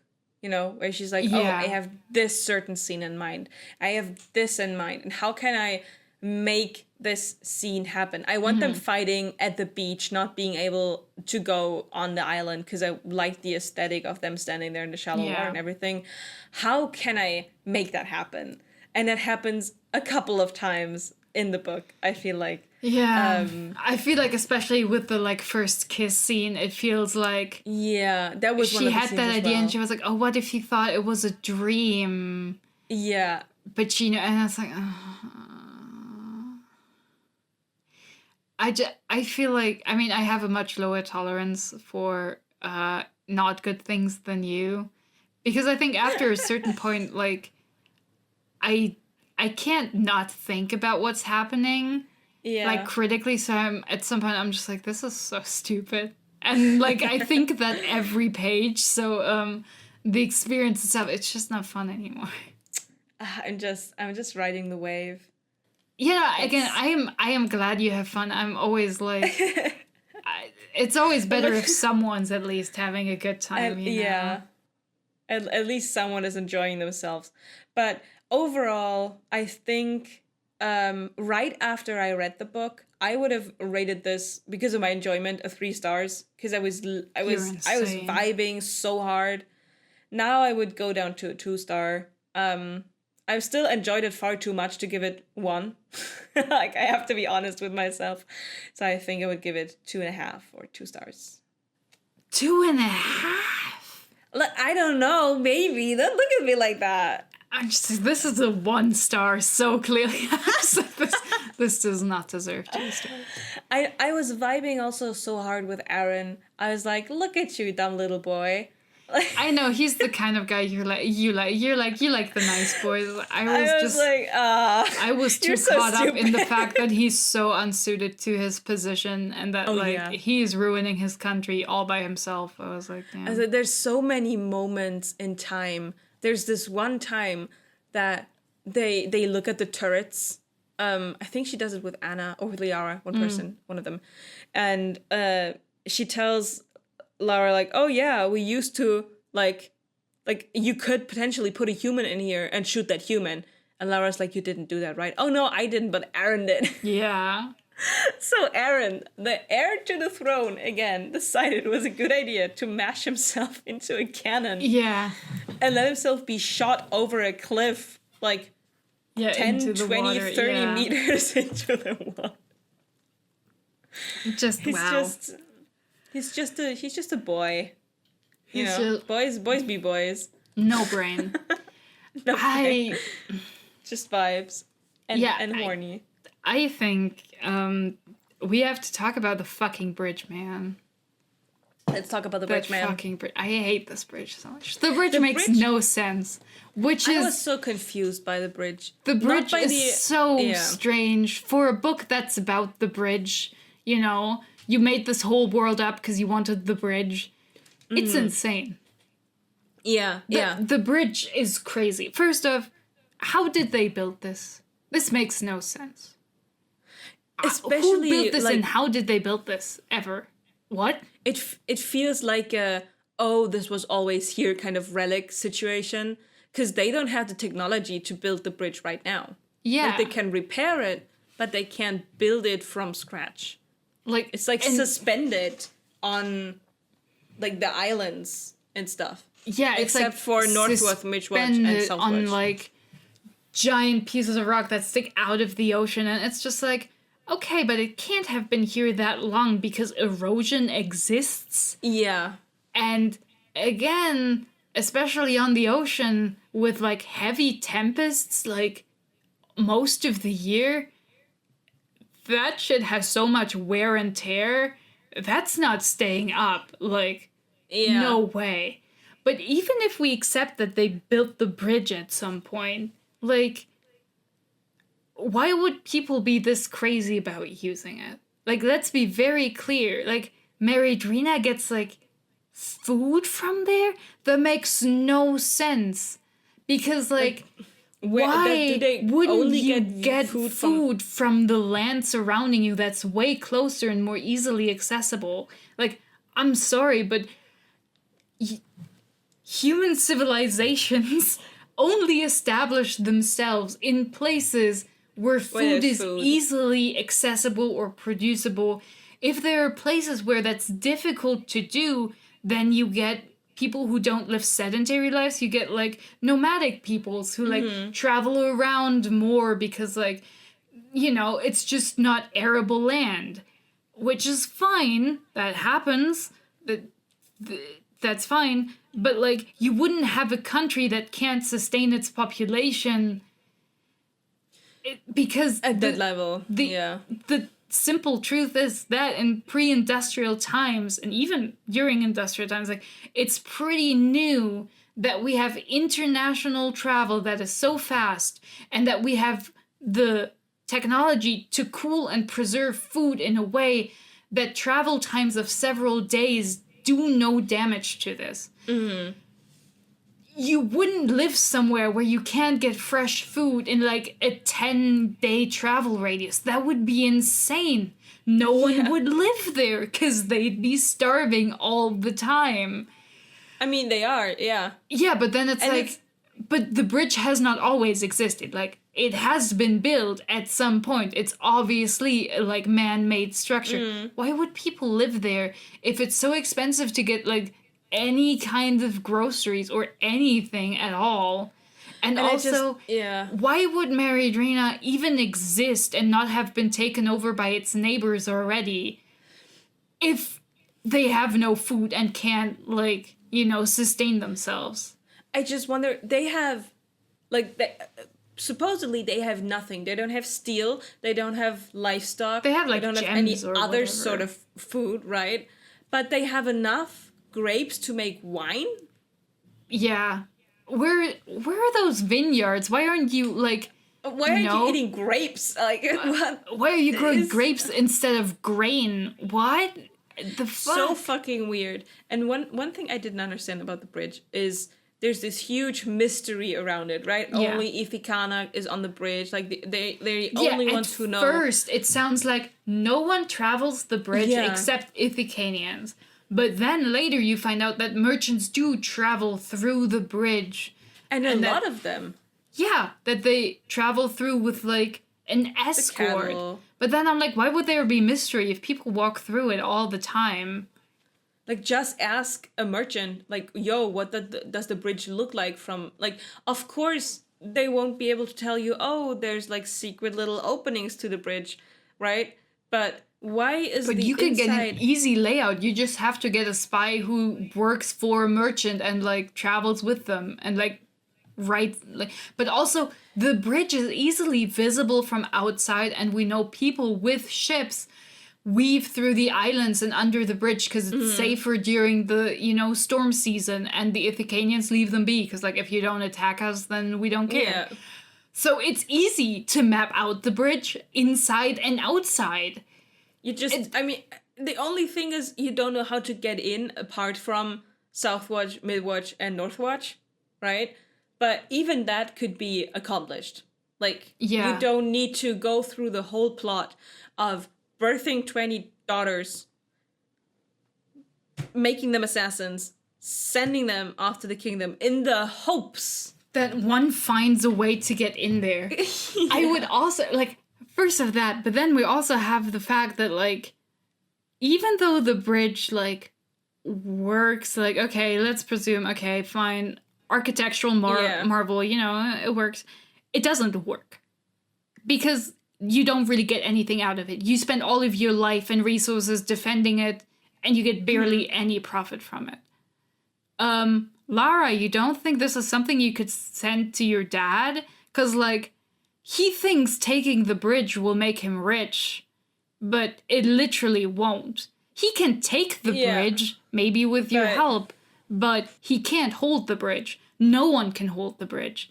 The Ithacanians barely can, and they have lived there for generations and know it inside and out. No newcomer to the bridge could hold it. They would just spend way more money than they could ever make back from, like, tariffs on holding it. It's not worth it. Like, after she learns this, she's not like, oh, wow, it's not just that it would, hurt innocent people if I brought war to this country.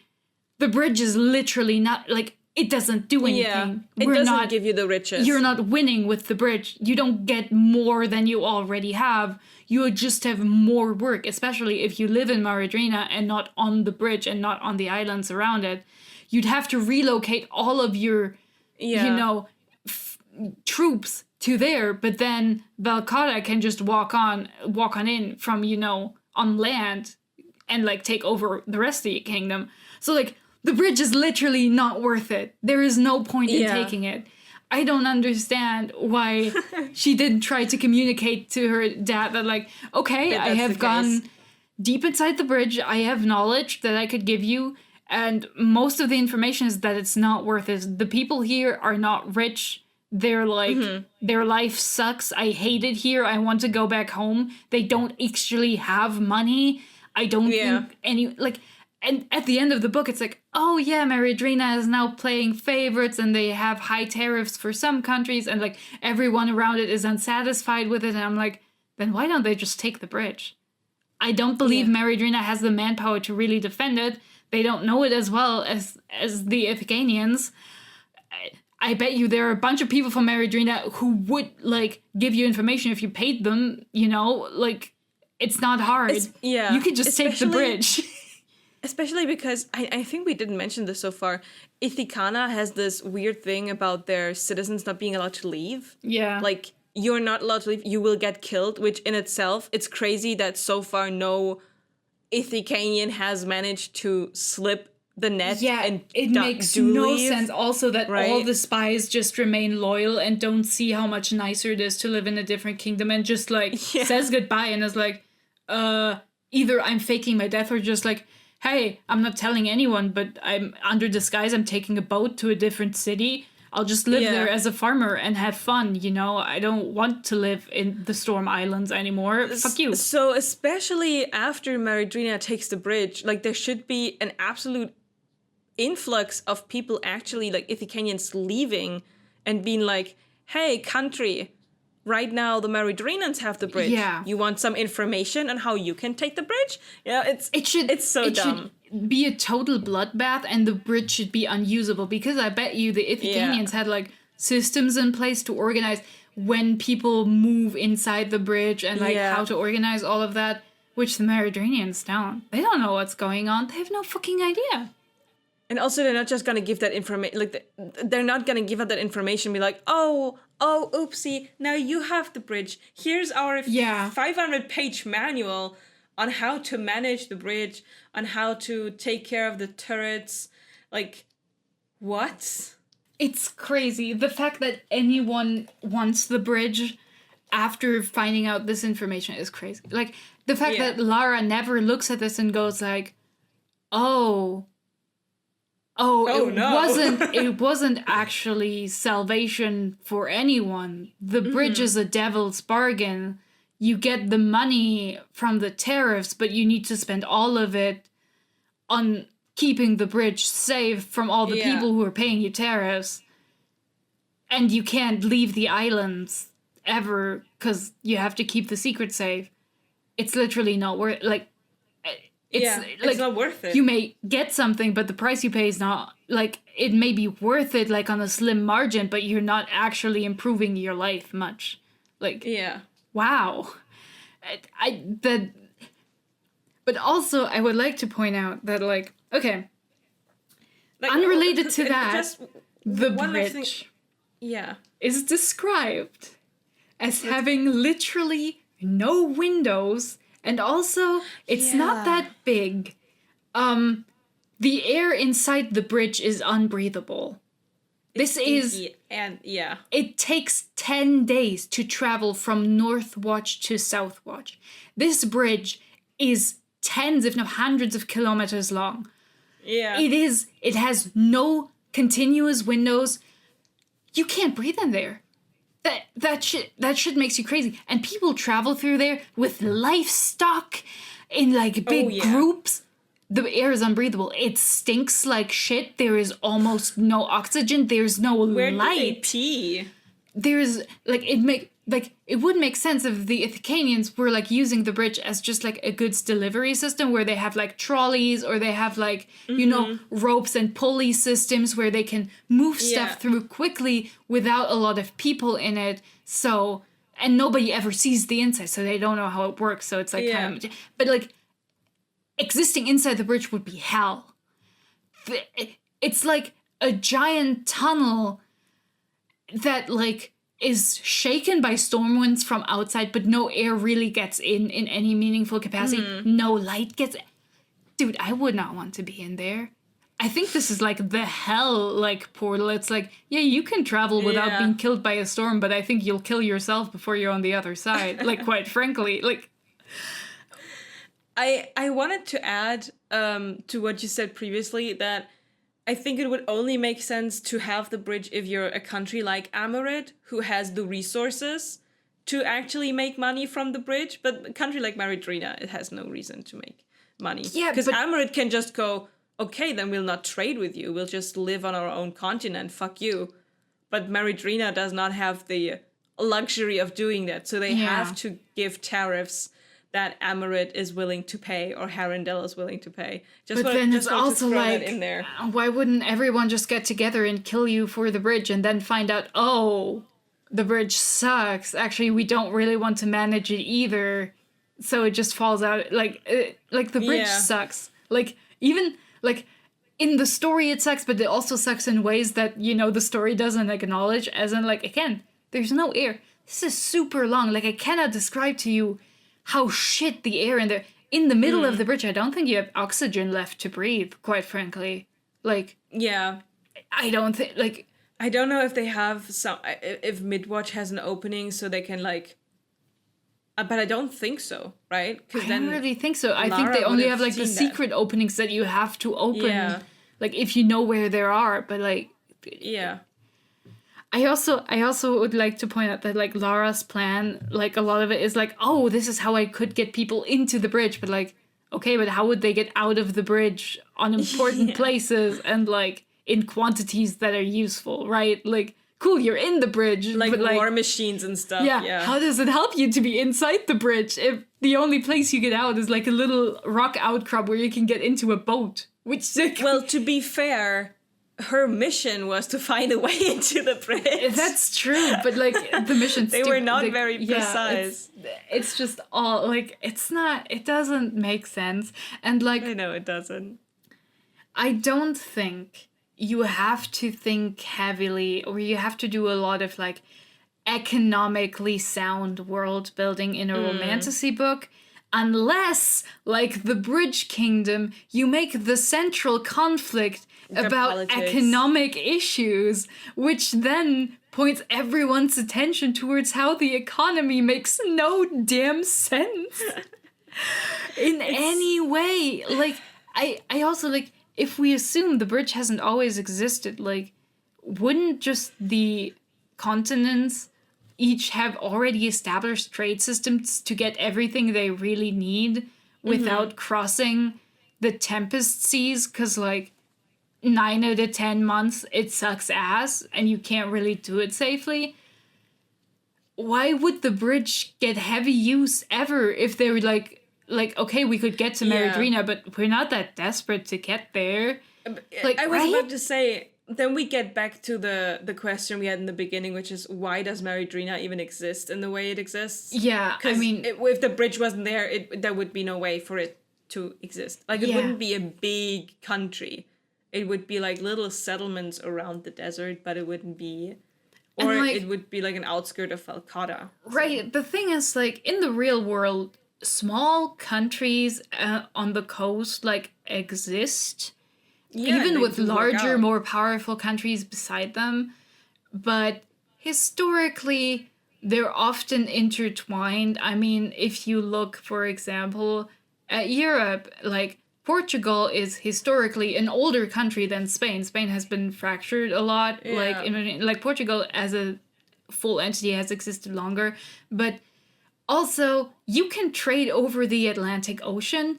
And also, all of the, ruling families in Europe have been married to each other in some ways. And they were all Christians who agreed on some things. Like, were there skirmishes? Yes.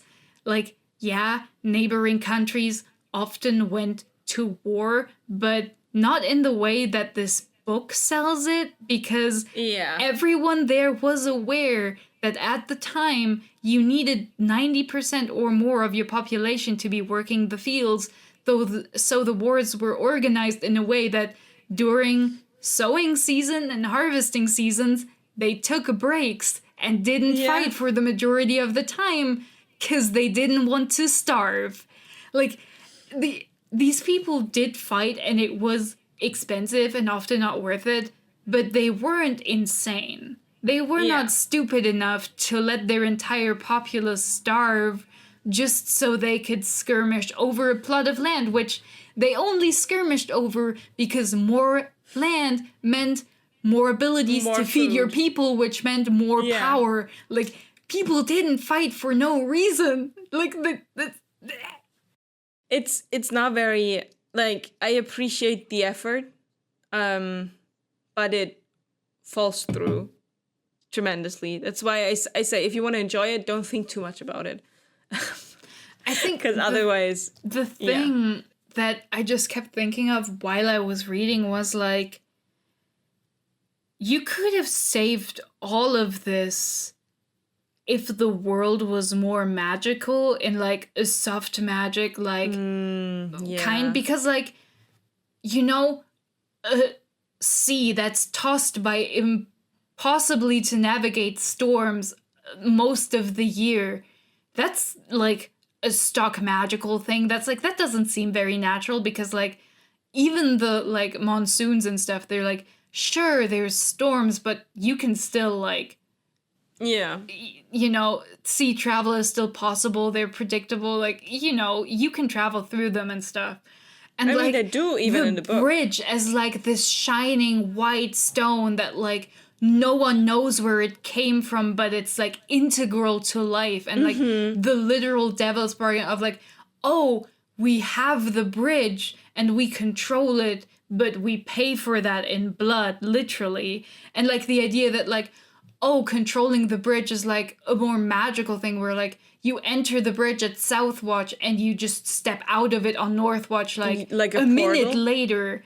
And, like, it's, like, an unreal space. And, like, you can control it if you have, like, the crown of Ithacana, because it's magically connected. Yeah. So it makes sense to want to take over the country, even with a small amount of people. Because once you have the crown, you can take it back to your king, and then you control the bridge. Like, so much of the book is like, we need to control the bridge, but it's like, it's just an architectural feature. What if the bridge was not an architect? What if the bridge was alive? Was a snake?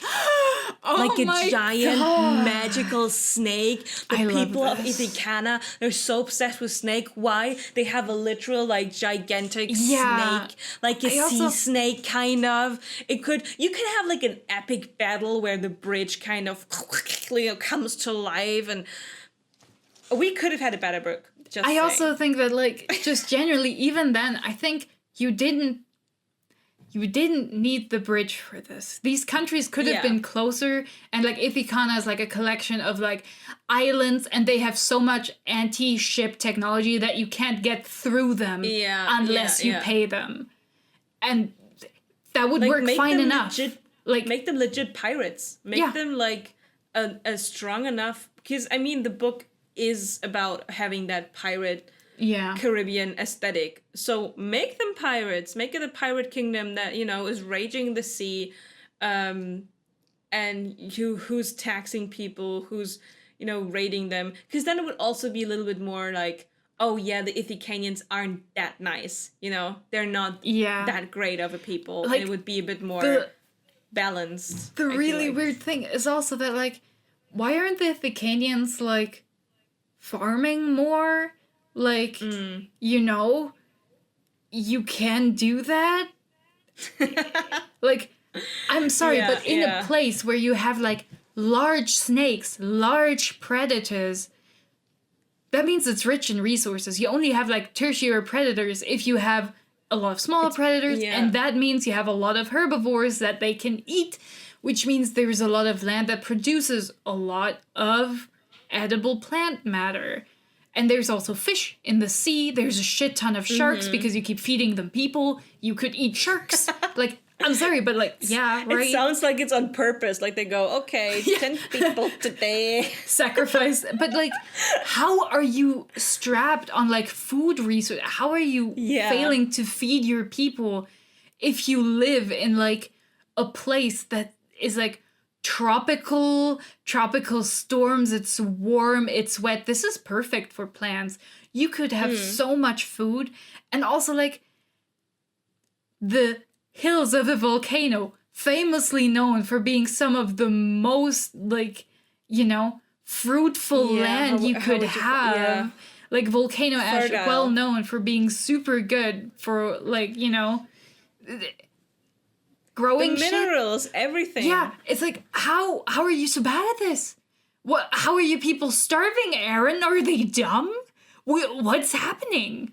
I mean, they're not starving. You have to take some of the booby traps out of the jungle so you can like, you know, build some farm. You don't even need to do like, you know, standard farming practices. You can do it like indigenous people with like these what are they called, like farming gardens, where they have like, you know, different stages of different fruits that you all plant there on purpose, but like that ripen at different times and like take different parts of the, you know, like you could have that. I think it would make even more sense if those people there would be like, oh yeah, we have so much food and we're living in like a paradise, which is why people are trying to like get at it, but like they don't use the jungle for anything. Yeah, it's crazy because it's like they should be able to sustain themselves just fine.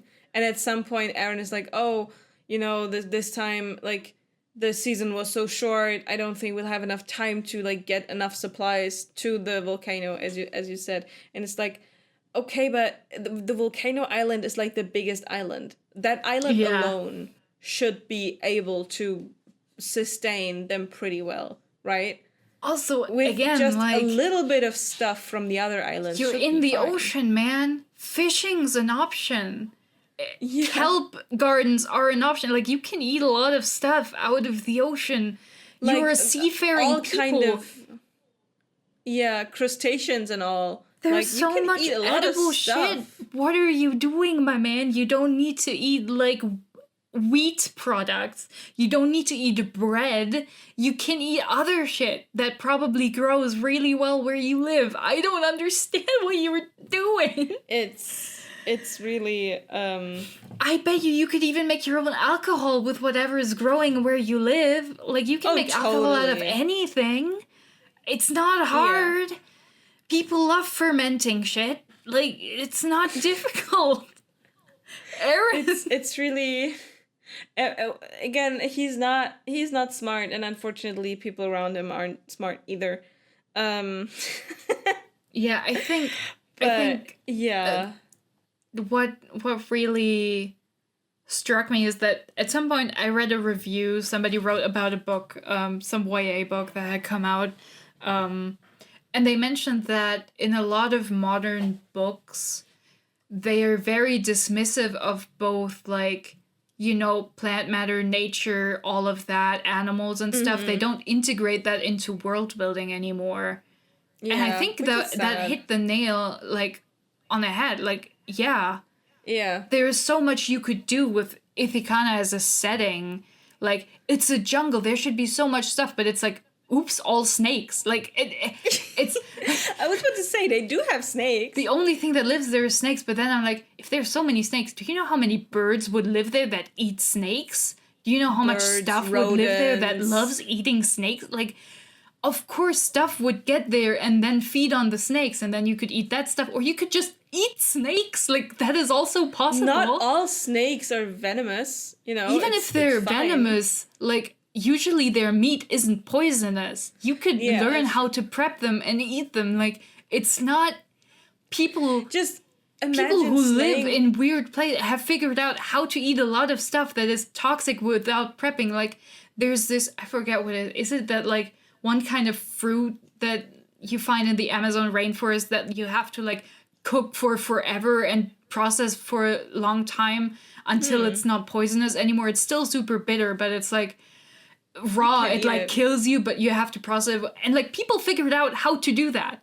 People have figured out how to eat like sea urchins, which are extremely venomous to, like, people figure out how to eat whatever they have.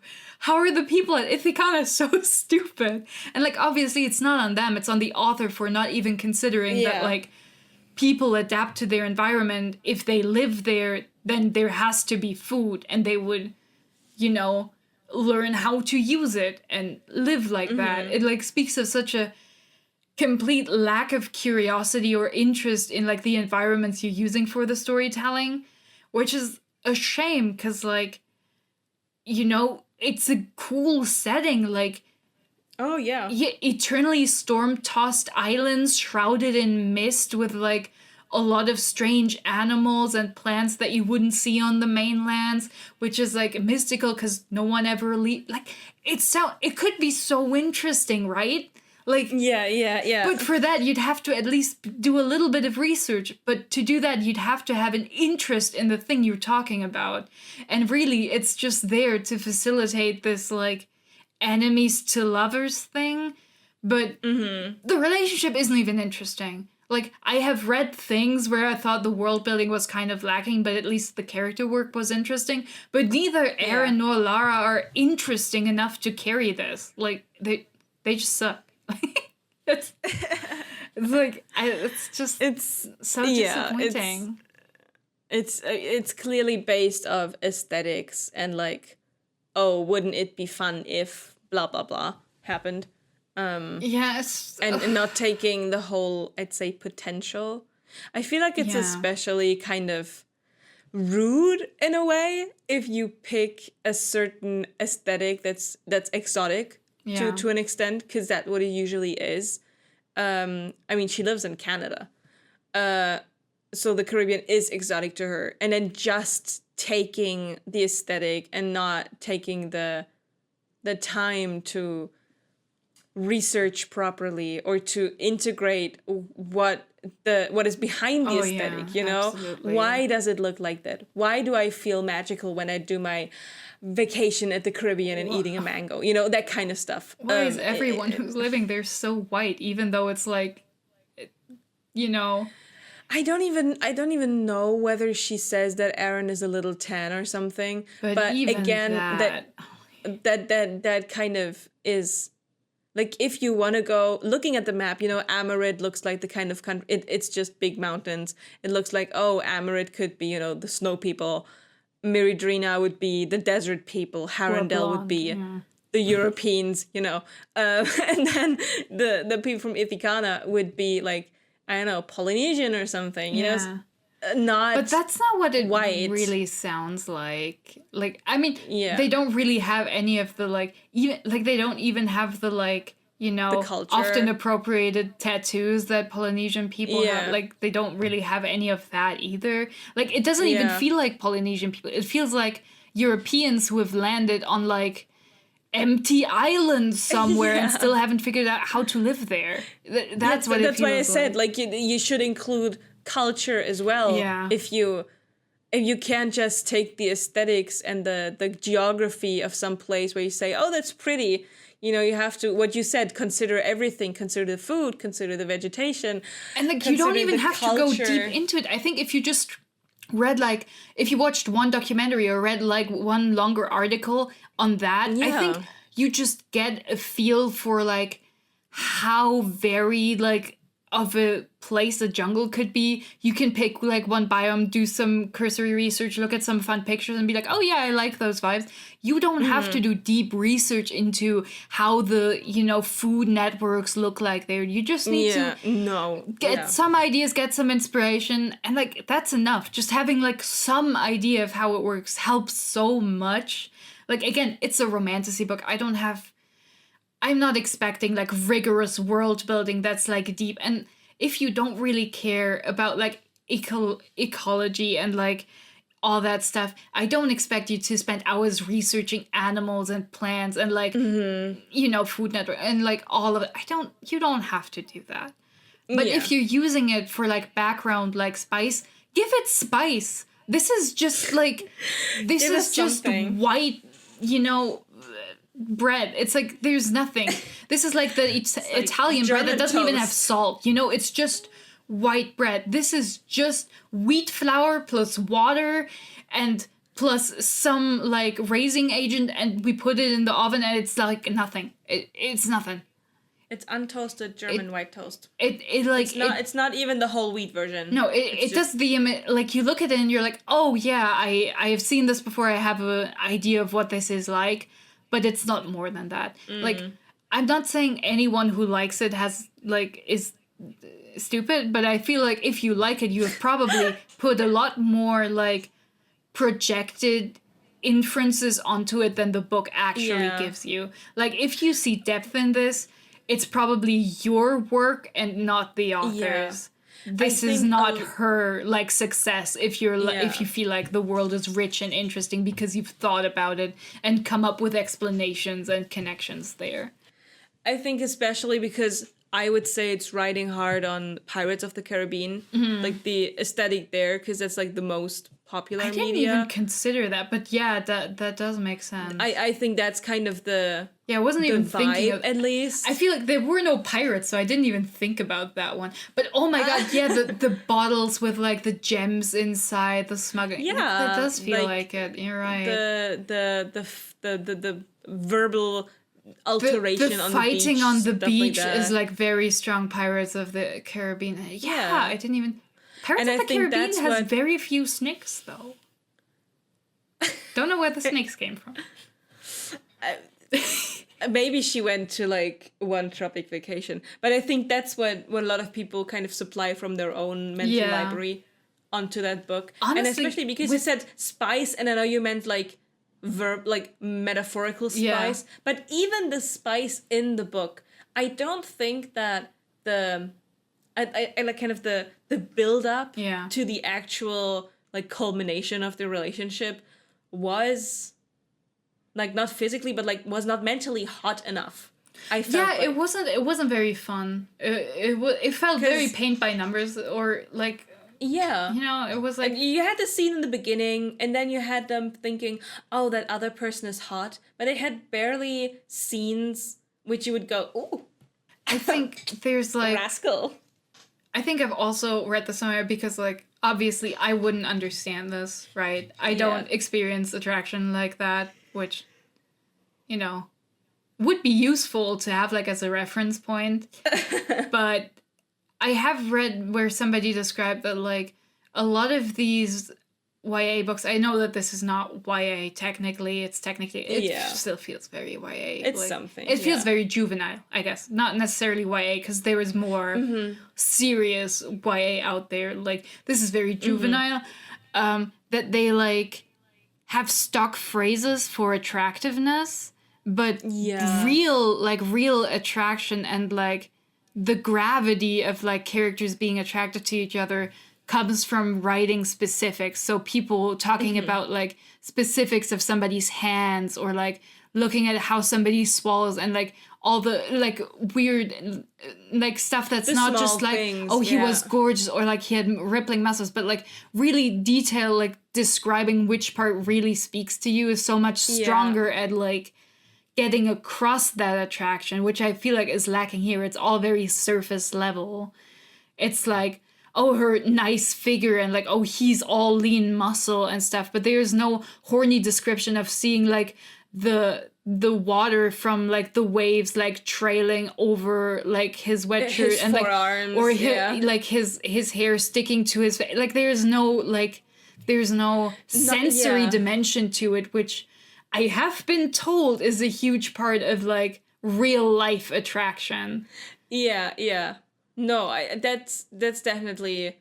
It feels like they're both horny in their own little cosmos. Yeah. But those don't overlap. I feel like they like the idea of the other one, but they don't actually, like, as a person, like, really, as a physical person, like, you know, it doesn't get, like, they are forced upon each other due to circumstances, and for the majority of the book it doesn't feel like they overcome those forced circumstances.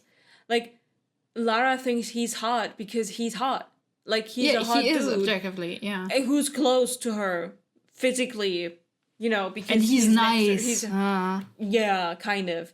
But it very abruptly goes from, oh yeah, all right, okay, I guess, to I genuinely like this person for whatever reason, because they don't have the kind of relationship where it's the big bang in the beginning and then they start to like each other, but it has the typical progression of, oh, we have to trust each other and like each other first before we become actually physical.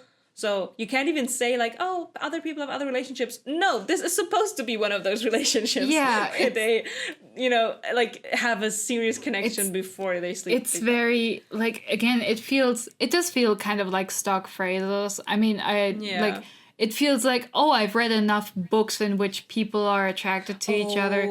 I can, like, you know, reiterate those as well. And, I mean, I don't know, I guess, like, after reading something like this, which feels so bland, I do respect that Sarah J. Maas is, like, very, very into the specific things she's into, and, like, puts them in her books, and you're like, oh, yeah. Like, I didn't read this and feel like, oh, yeah, I feel like the author was really, like, this scene was, like, fun for her. Like, when I read, like, Sarah J. Maas, I'm like, oh yeah, she's horny while writing this. Like, especially every time she, like, talks about whatever kink stuff is happening in the bedroom, it's like, oh, she's into it. And she's like, she has all the size thing going on as well, and it's like, she is horny about these things, though. She's, like, at least in, but this book isn't even that. Like, we're not even talking about the writing quality of the prose style. It's just like, she is legitimately into this, and I think that translates to a lot of readers, whereas this is it feels very sterile in a way, where it's like, this is what generally describes attraction and, you know, sexual interactions, but it's not very, it doesn't feel personalized, I guess. It doesn't feel specific to these characters. This could be anyone, you know? It's as stupid as that scene was. It's not Rowan and Aelin setting a beach on fire. That was so funny. That was really funny. You know, like, it's just. I don't know if it was hot, but it was definitely funny. Like, it's at least memorable. I can't tell you what these people did in the bedroom. I assume there was, like, I don't remember either. It was a sex scene. Yeah, they had sex, I guess. His dick was described. Yeah. The end. Yeah, I really, That's yeah, all I I feel remember like, I from assume it. he played with her tits, because that's, like, obviously, like, a standard part. Yeah, jiggle them. Yeah. But yeah, overall, I did enjoy it, and I am gonna like. I'm super interested in how the story progresses, so I will have to Honestly, forage. I feel like if it doesn't end up being some kind of Ocean's 11 heist with all her sisters helping, I don't want it. That would be so fun. This is like the funniest, campiest thing I can imagine, and Wouldn't I it would be like fun that. I think that would be if each amazing. sister, like you met them for like a page, but then each sister gets a perspective of her own little part, because it would be too convoluted to have Yeah, like, Lara explain everything. It would be so she just funny goes, if you had all "Nah, of them each of the helping, and then Aaron is standing in between these 12 sisters, and he's like, what the fuck is going on? That would I'm be gonna really have to look funny. this up. And they should all have silly disguises, and their father wouldn't recognize them, and the magpie wouldn't either, because that would be really funny.